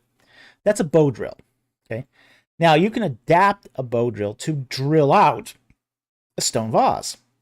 You put a piece of flint on the base, to make sure it's real secure, and then you just use the bow drill. And you can actually carve out a vase that way. And that's what the Egyptians used to do. So the idea that they had machine tools is just ridiculous. They didn't have electricity. They didn't have the electric motor. They didn't have anything you need to make a machine tool.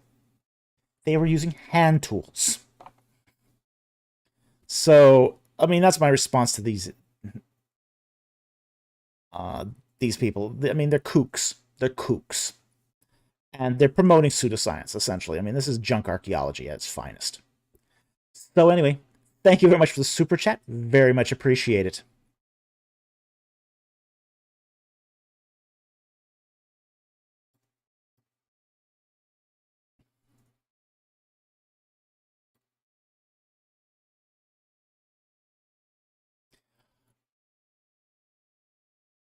Okay. A pronunciation guide, which I really appreciate for a name. Isaac Vern Shirk. Okay. Okay, for 50 Swedish kroner. Thank you very much for the super chat. No question, just a pronunciation guide. Well, I appreciate that. I do feel really bad when I butcher people's names, and I do it often. I'm not so good at pronouncing foreign languages. I mean, that's one of the things is I can read 13, 14 languages, and I can barely pronounce any of them correctly. So it's just like including English. It's become a running gag on this channel. I mean, I was pronouncing the camelopards, butchering that name for so long and not even realizing I'm doing it. Yeah, well. So I do very much appreciate the super chat, and I do very much appreciate the pronunciation guide. So anyway, thank you very much for the super chat. Very, very much appreciate it.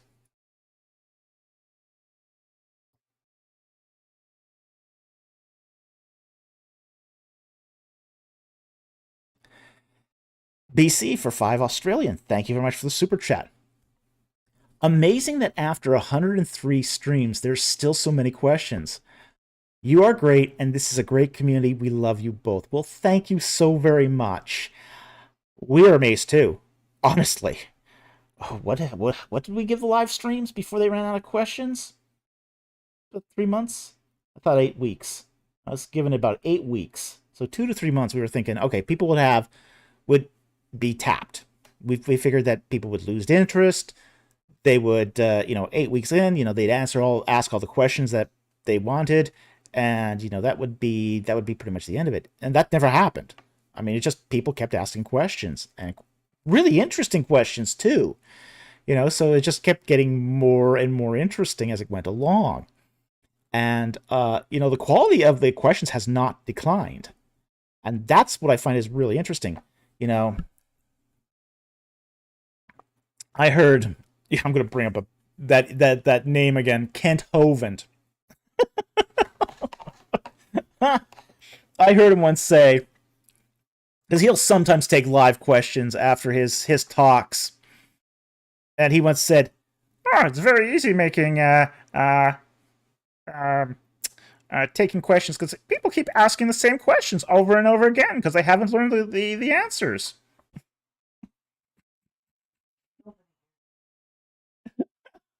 We haven't had that problem. Now, there's a few that people do ask repeatedly, okay? But not that often. Not that often.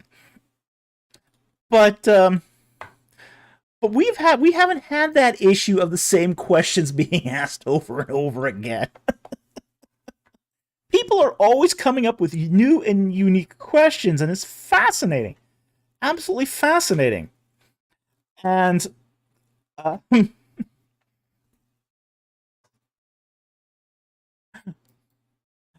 what? Oh boy.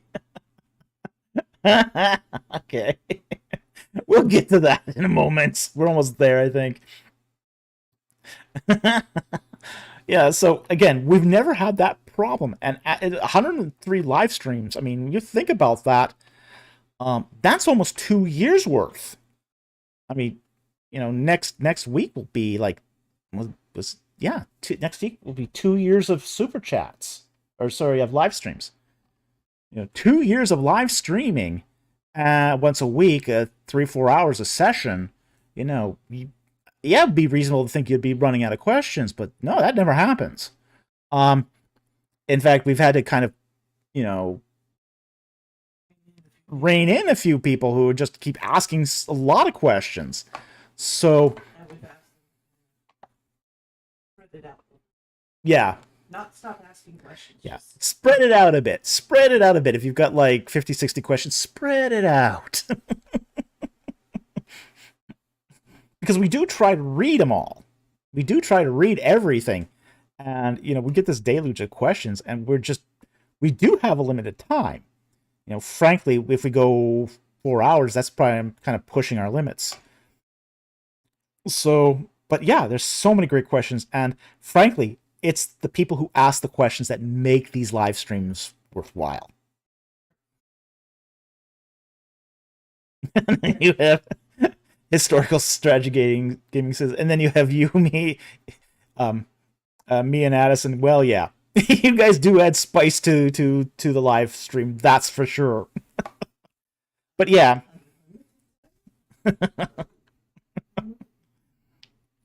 it's the people who ask these questions that make these live streams work. So yeah, I'm just a talking head. I'm just a talking head. It's the people who ask the intelligent questions that really make this interesting. So we're grateful for everyone who comes out and joins us on Friday night, and who keeps it going with great questions. So again, thank you very much for the super chat.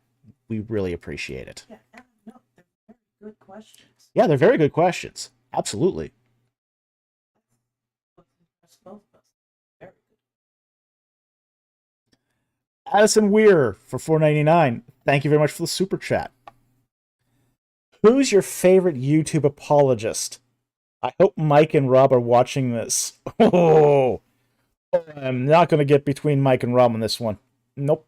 Not going to do it.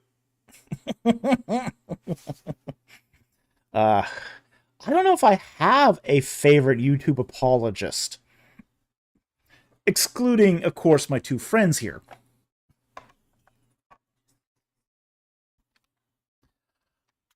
But I do have one, actually. Come to think of it, I do have a favorite apologist, YouTube apologist. One I really like.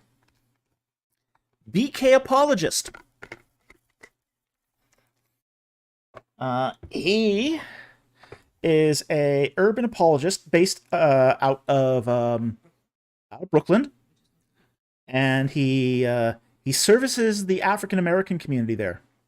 Very, very good, very, very good apologist. Does great work. They do a lot of outreach to the conscious community and to Black Hebrew Israelites. So I would highly recommend his channel. Give his channel some love. Okay. He was also the first person who, well, how do I say this? He discovered me. He's the first interview I ever did on YouTube. He didn't know who I was. He looked me up on academia.edu and said, this is an interesting guy. It would be an interesting guy to have on his channel. So, he was the first channel that I actually had an interview with. So yeah, I love him dearly as a brother. So I think I'm gonna put in my my plug here for BK Apologist. So anyway, thank you very much for the super chat. Very much appreciated.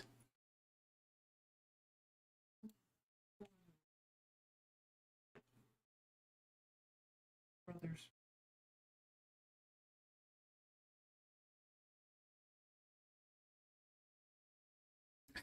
BK for $2 Australian. 14 languages, any of them Klingon or Elvish? Nope, not Klingon or Elvish. Ashnaz Gimbatul. A little bit of the black speech of Mordor, though.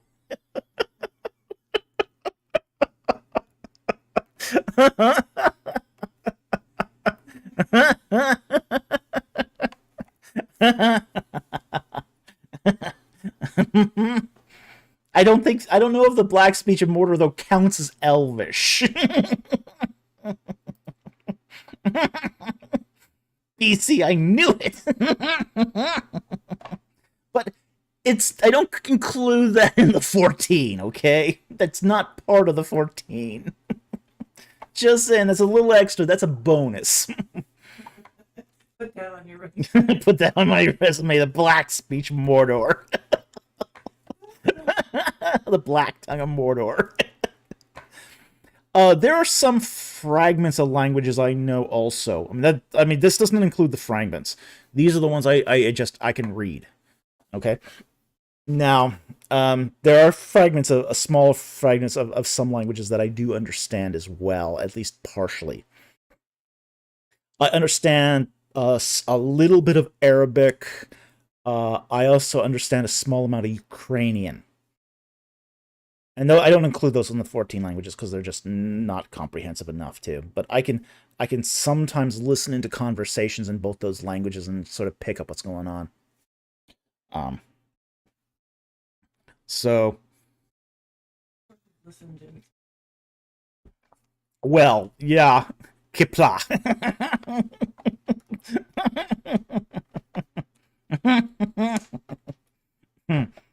Yes, but I don't know enough Klingon to actually say anything meaningful.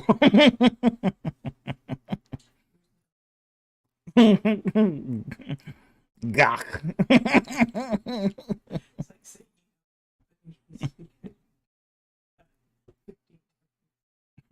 Yeah, yeah. It's like my producer pointed out. It's like saying you know Japanese because you can call out 15 types of Japanese food.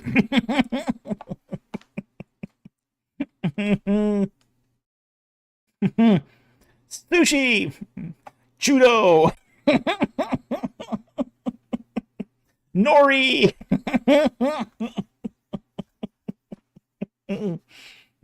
Sodoro ne. Tanto desu. Oishii desu. Itadakimasu.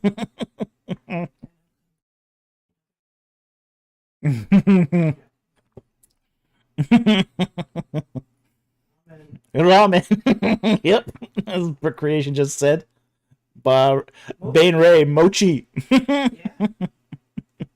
Hey, Bunny's making mochi is cool. Rabbit in the moon. Rabbit in the moon. Yeah. You know, some people see a face in the moon. The Japanese see a bunny in the moon. Making mochi. Love it. Yeah, I love it too. I love that. I love that symbol. That's I mean that's one of my favorites. I love that part of Japanese culture. Historical strategy gaming. Then I know a little Spanish. A lot of Spanish. I did not pick up much Spanish. I picked up a tiny amount of Spanish when I lived in California. When I worked at Netcom, the janitor, we had to work shifts after hours, and the janitor would come in and clean up the office, and she was trying to learn English, and she would try to speak to us in English, and we try to speak to her in Spanish. So, and then Yarad said, Domo arigato gozaimasu.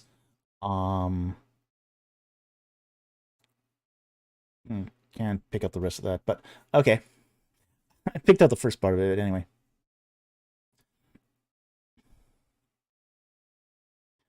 Oh, Falk-sama. Okay. Okay. had to jar the old brain cells there to get that going again. So anyway, yes, 14 languages. A small amount, as I say. Let's see, French, German, a little bit of French, German, a lot of French. German, Japanese, those are modern ones. Hebrew, Greek, Moabite, Akkadian, 4 dialects of Egyptian, some others too, Hittite, Ugaritic. So yeah, so the nice little spread of smattering of languages there. So anyway, thank you very much for the super chat. Very much appreciate it.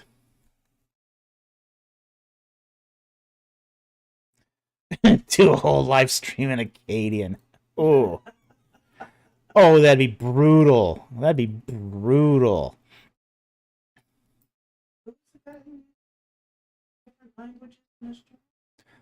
That was Gleason Archer. He would write he would try to keep his languages fresh by writing different language every night in his journal. I don't have that kind of discipline though. All right, the next super chat here is from Asmweir for $4.99. Thank you for the super chat. What are your thoughts on the channel Ancient Egypt in the Bible? I hear they're pretty lame. Oh yeah, totally lame. Lame, dude. Lame. Lame. Lame. I hear he's got no sense of humor. He's a stick in the mud. Never laughs. Always takes himself too seriously.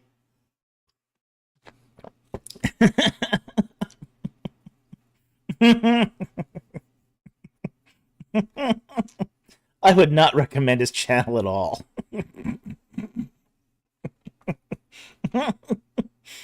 Thank you very much for that super chat. Very much appreciated.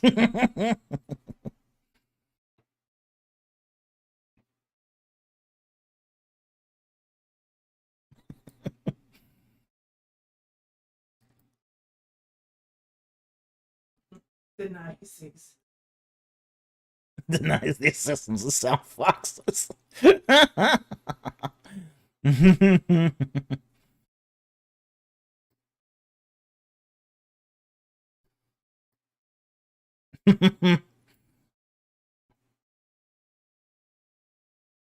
Okay, I think we're at the end of the super chats here. Yep, cool.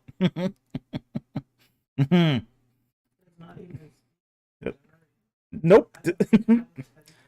Oh, it's a kind of elvish language.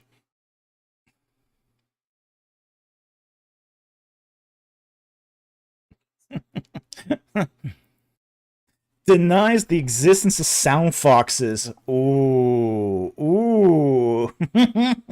Well, yeah.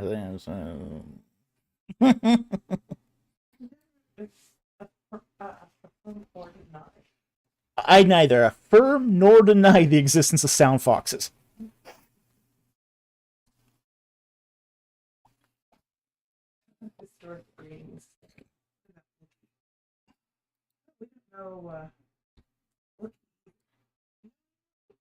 No. I could just start screaming. Would anyone tell the difference? Ah! Ah! Am I talking about Wookiee here? PC is parsing time.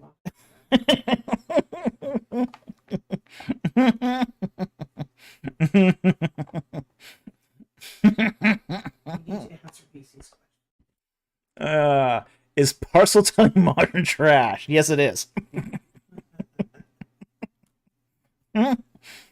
Everyone knows the real reptile language is Skyrim dragon speech. Dovahkiin.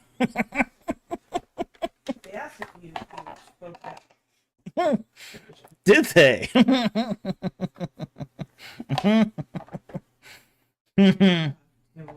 I got more than that, it looks like. Alright. Addison Weir for 199 crickets. Oh yeah, totally. This channel is nothing but crickets.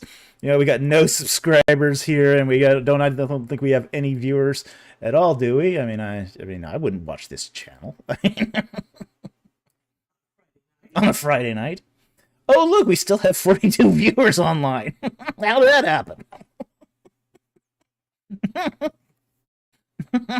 I don't get it.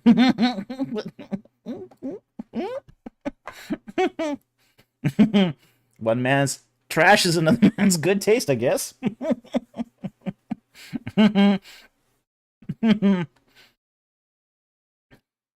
All right, 1,000 Clever Boy for $2. I see we've gotten into the wee hours of the morning when the serious questions could come out. Strongest evidence for sound foxes. Pyramids exist, right? Yeah, the pyramids exist, absolutely, and there's foxes. There are desert foxes in Egypt. There you go. No, it's proof by correlation. You have pyramids, you have foxes. What more do you need? Correlation equals causation, right?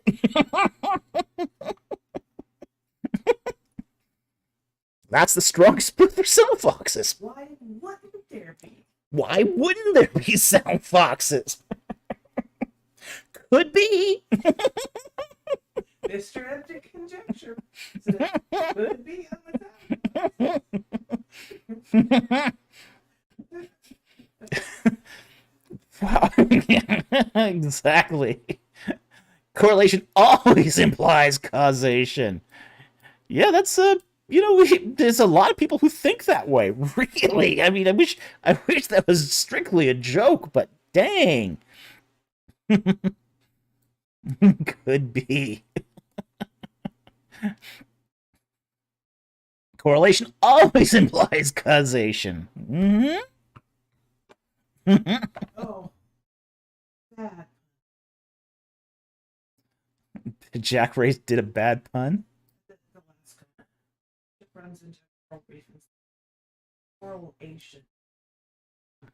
Ooh, that is a bad pun. Put that one up in a moment. I get it up here. Yikes. A ship runs into a coral reef and sinks. Correlation equals causation there. Ooh. Ooh. Puns. Bad pun. Bad pun. Oh. Wow.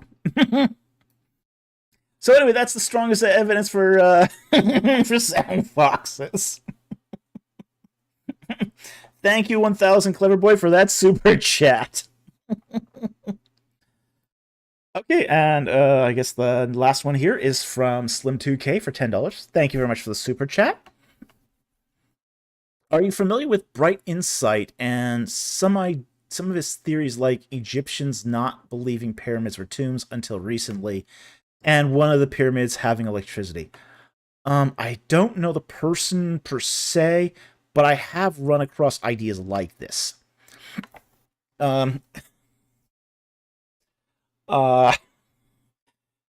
It's yeah, I've heard people try to argue that the idea that pyramids were tombs is a recent thing.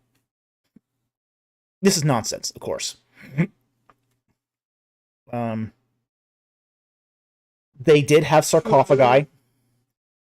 We got a lot of evidence from the pyramids that they held bodies at one point. They had sarcophagi.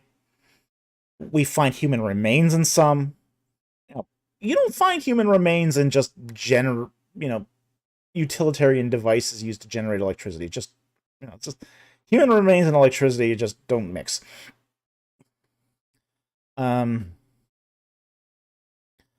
No, the whole idea, I mean, it was forgotten what they... And here's the thing. It was forgotten what the use of pyramids were. Like, at one point, it was believed that the pyramids were actually giant treasure storage devices. You find this happen in, say, the late Islamic era. And so, but they also, the people, the locals there also knew that there were tombs nearby. So all the pyramids are surrounded by tombs. They're surrounded by tombs. Well, some of the smaller queens ones aren't, but all the major ones by kings have big necropoli around them. So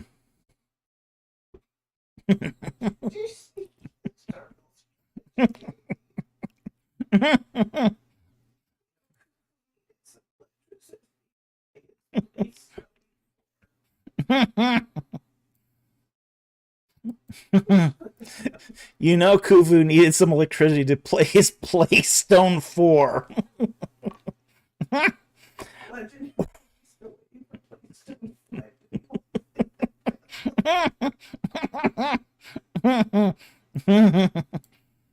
Well,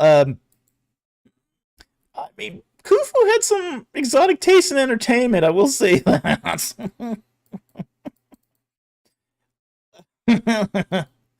Legend has it he is still waiting for Playstone 5 to be widely available.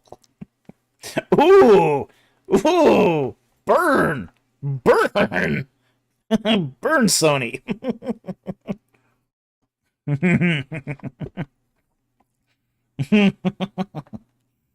um, yeah, Papyrus Rescard describes Khufu as being a king who was easily bored. Easily bored. And he called one of his magicians to entertain him. To entertain him. And he goes to the magician Jetty. I'm so bored. So bored. I want to be entertained. So, knowing his king's proclivities, is this idea with this is his idea of entertainment. Khufu's idea of entertainment. He got the royal harem to strip down naked, get into a boat, and row. And the jiggly bits was really entertaining for Khufu. The dude was a pervert. And that's found in Papyrus Westcar. So, this is a historical. Now, how much of that's legend is another thing, but it is a historical account, at least purported to be historical. So, Khufu was, yeah, kind of a cringe king. So, he needed that Playstone 5. He definitely needed that Playstone 5. What would have happened if he had gotten that Playstone 5? That's what I want to ask. I mean, would he have still needed the sound foxes? I mean, come on. Could be. Okay. We have one more super chat here from Addison Weir. Actually, a couple more. Do your best Kent Hovind impersonation. I think you already got it. Yeah, I'm not that good at impersonating voices, but it's really hard to resist, not talking about Kent Hovind like this, just like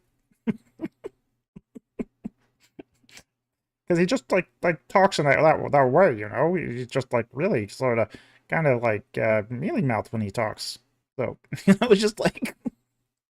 Yeah, I'm not a great impersonator, but that's sort of my best Kent Hovind, but I don't practice it either. It's just like spontaneous. Yeah, I mean, Dude's so shifty, isn't funny.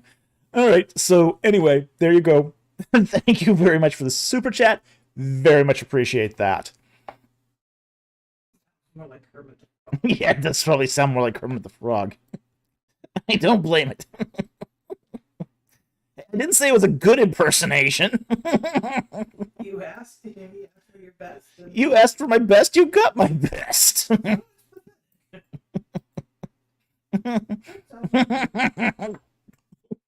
I don't deny it doesn't sound like Kermit the Frog.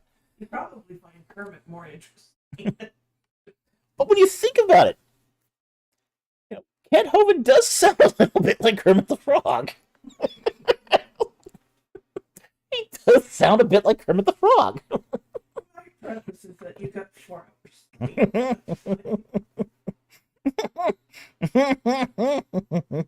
Oh. Means logically you can do a Jordan Peterson impression. Which means logically you can do a Jordan Peterson impression. Well, Of course, everybody can do Jordan. It depends upon how good. Well, the problem with doing a Jordan Peterson impression would be the rambling word salad he always does. I mean, you have to be really, really good at the word salad. It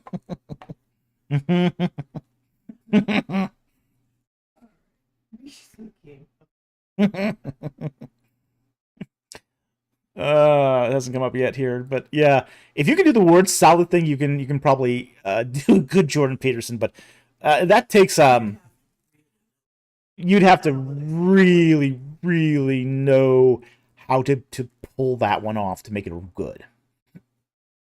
Yeah, it depends what you mean by impressions. Yeah, it certainly does. Okay. BC for $2 Australian. Thank you very much for the super chat. Dr. Falk giggles supercut when? I don't know.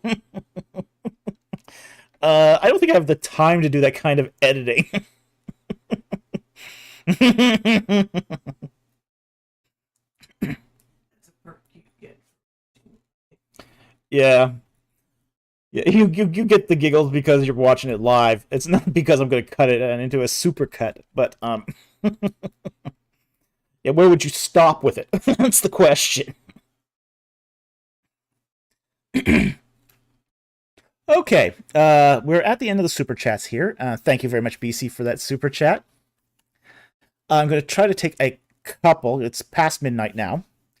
I'm going to take a couple of non-super chats, and then we're going to call it a night.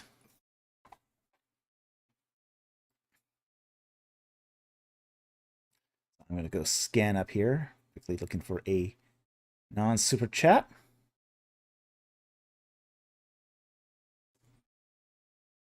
We covered a lot of them tonight. Okay, there's one from Brick Creation here. Is cutting something into 12 pieces and splitting them into 12 places something in an Egyptian myth or something? Okay, it's not a thing in real life. It's something we only find in the contention of Horus and Seth, where it talks about the Osiris legend. Where Osiris is killed. He's basically, tricked to go inside a box. What king would do this? Osiris wasn't a smart king. He was a dumb god. He was a really dumb god. And he should have known his brother was up to something. I mean, I got this lovely box. Go step inside. You're joking, dude, right?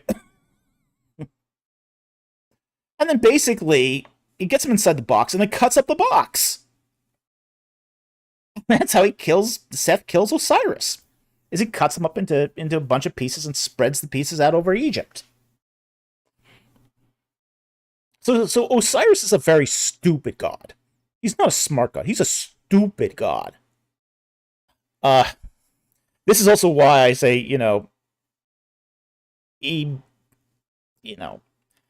he wasn't mummified and then brought back to life. He was sort of reanimated corpse. And they had to sew Osiris and Nephthys had to sew the pieces together to copulate with them. And that's really the only capacity the body had in this world, after which he's mummified. But no, it's not something you find ever done in practice. This is just something that was done in the myth of Osiris. So, so anyway, actually, that is a interesting question too. But so anyway, yeah, it's only ever happened in Egyptian myth. It's never been known to actually have occurred in practice. It's not a thing. It's just a mythological construct. So anyway, I saw that question. I'm going to take that next.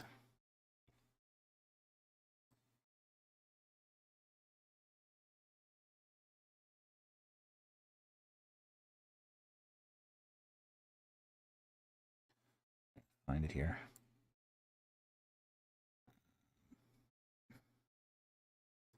Still hasn't popped up yet.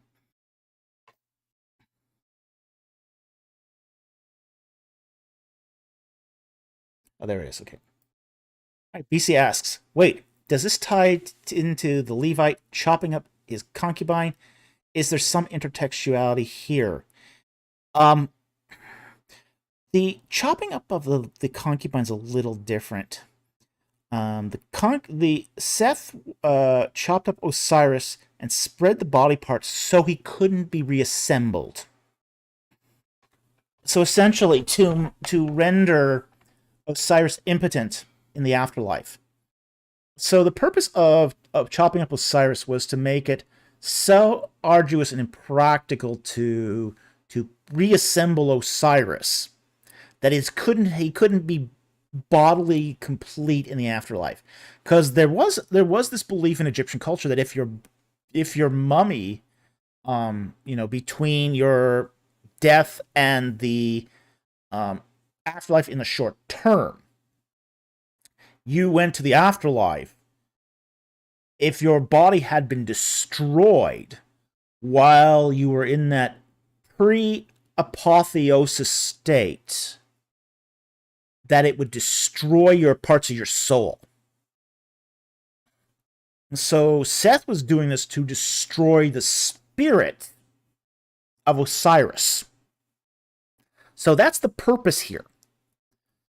In the case of the Levite chopping up his concubine, it was to send a message to the other 12 tribes, basically saying, hey, these nasty Benjaminites did this horrible thing, when what he did was just as bad.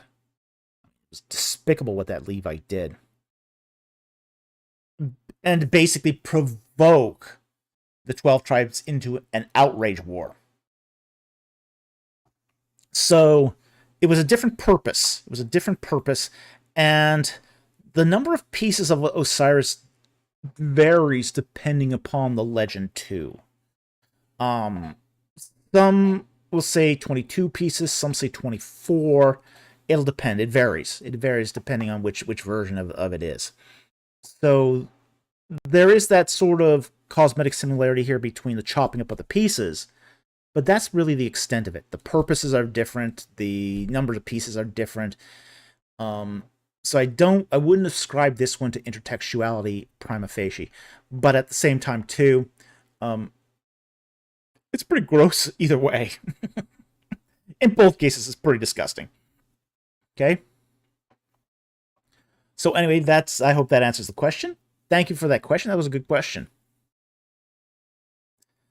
We got another super chat here. Where is it? That's weird for 199. Don't call it a night. Well, come on. I gotta go to bed sometime. I do have to work tomorrow. It's 12:09. Yeah, call it a day. Yeah. Oh, that's an interesting question too. It hasn't popped up yet.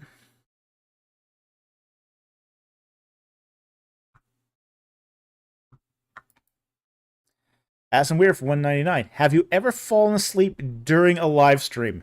Yes, once. I've done it once. Very, very late, though. I mean, it was very late. But I have done it once. So, but then again, too, things happen, And frankly, I don't get much sleep. I think I'm operating right now on about 3-4 hours of sleep. 4 hours. Yeah, 4 hours of sleep. So, I wouldn't be surprised if I fall asleep at some future live stream. That's happened. I said this happened once. And which one I gotta go watch? No, I'm not gonna tell you.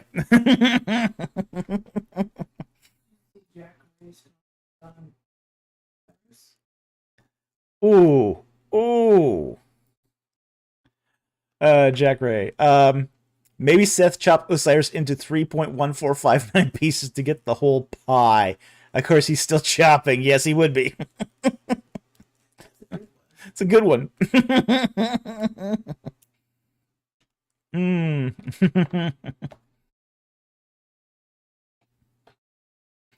All right, let's see. I'll take one.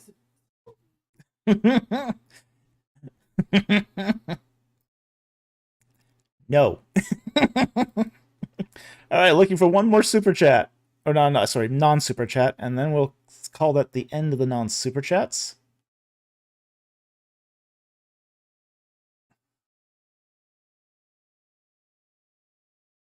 And then we'll probably call it a night.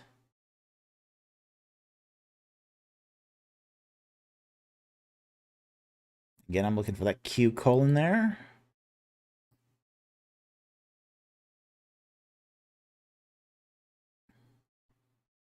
Pokemon style. Gotta watch them all.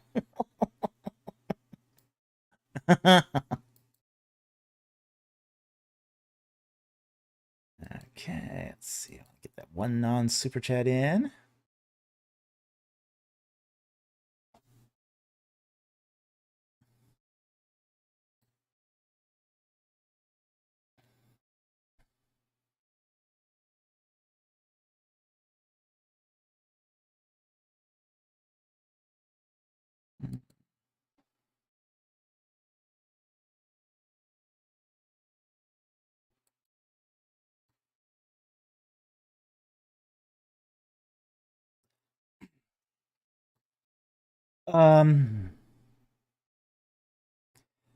Not enough data there really to make a lot of.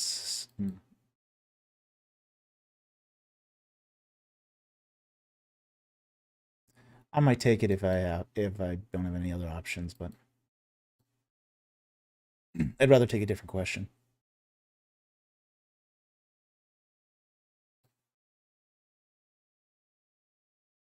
Yeah, it is a lot of it. It's just having fun, but I want to see though if there's anything else here that's.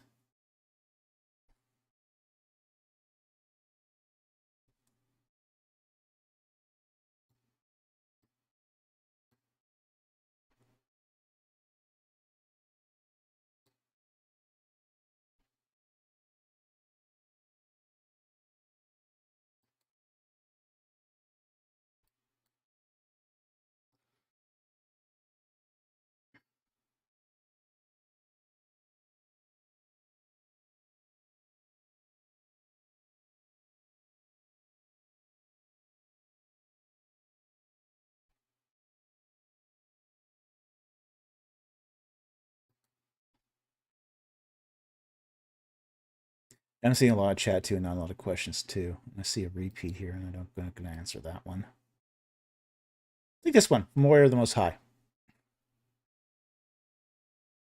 Okay, this will be the last non-super chat of the night. It's a language question. I always love language questions. Was there a vocative case in Egyptian language, especially in Old and Middle Egyptian? Okay.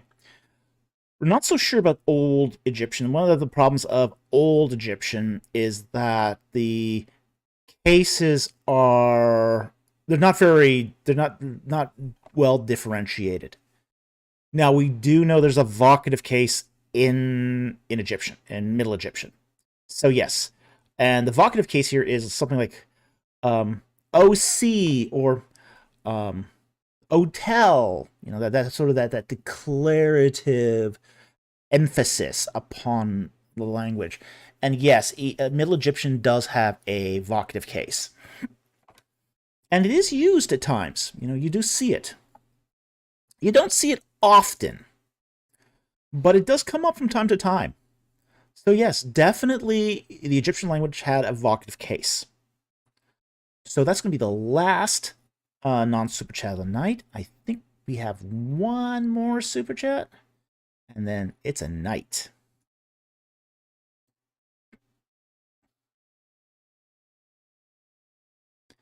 And the last, looks like the last super chat will actually I want to take that thing. Just saw it. Marv Alice, oh, YouTube won't accept my payments. Well, I'm sorry about that. YouTube can be a little finicky about this. Check with your bank. We've had a couple issues with banks rejecting YouTube payments. There has been some problems with YouTube and certain banks, especially if you're from another country. That seems to be very common. It's usually not a problem if you're like within, say, the US, but if you're from another country trying to do a super chat, yeah, some banks will put and credit cards will put a stop payment on a foreign transaction. So that's the most common problem with paying for super chats. So check it out, see what your bank does, and you might have to get it pre-authorized. And basically what you say is, hey, to your bank, hey, I want to do these transactions, and they'll usually find a way to help you do it. So so don't let that discourage you. I want to thank you for at least wanting to do a super chat, and we do very much appreciate it. Okay, that last super chat here is from Addison Weir. And he goes, for $1.99, thank you very much, super chat. One more super chat. Okay. Well, thank you for that one more super chat, and thank you for your generous support and good humor on the channel. We do very much appreciate the financial support. It does help us to make ends meet. So, with that said, that's going to be the final comment of the night, and we are going to call it at this point, because it is now 12:17. So anyway, I want to thank everyone who joined us tonight. Very, very much appreciate you coming out and being with us this Friday for the questions and the laughs. I want to thank all those who gave us super chats, because it does put food on our table and it really, really helps us out. We so appreciate that. We also want to thank our Patreon supporters who recently helped us upgrade some of our equipment, and we really, really appreciate that. We couldn't do the equipment updates without them. So we do very much appreciate all the Patreons who help us out. And finally, we want to thank our subscribers who have watched our videos, who post links of our videos to other social media. That gets the message out. That really supports the channel. So, and also, who leave comments and hit likes. We also appreciate that also, because that tells the YouTube algorithm to promote the videos more. So with that said, thank you very much for joining us tonight. We were so glad you could be with us, and we will see you next time on Ancient Egypt and the Bible. Have a great night, everyone.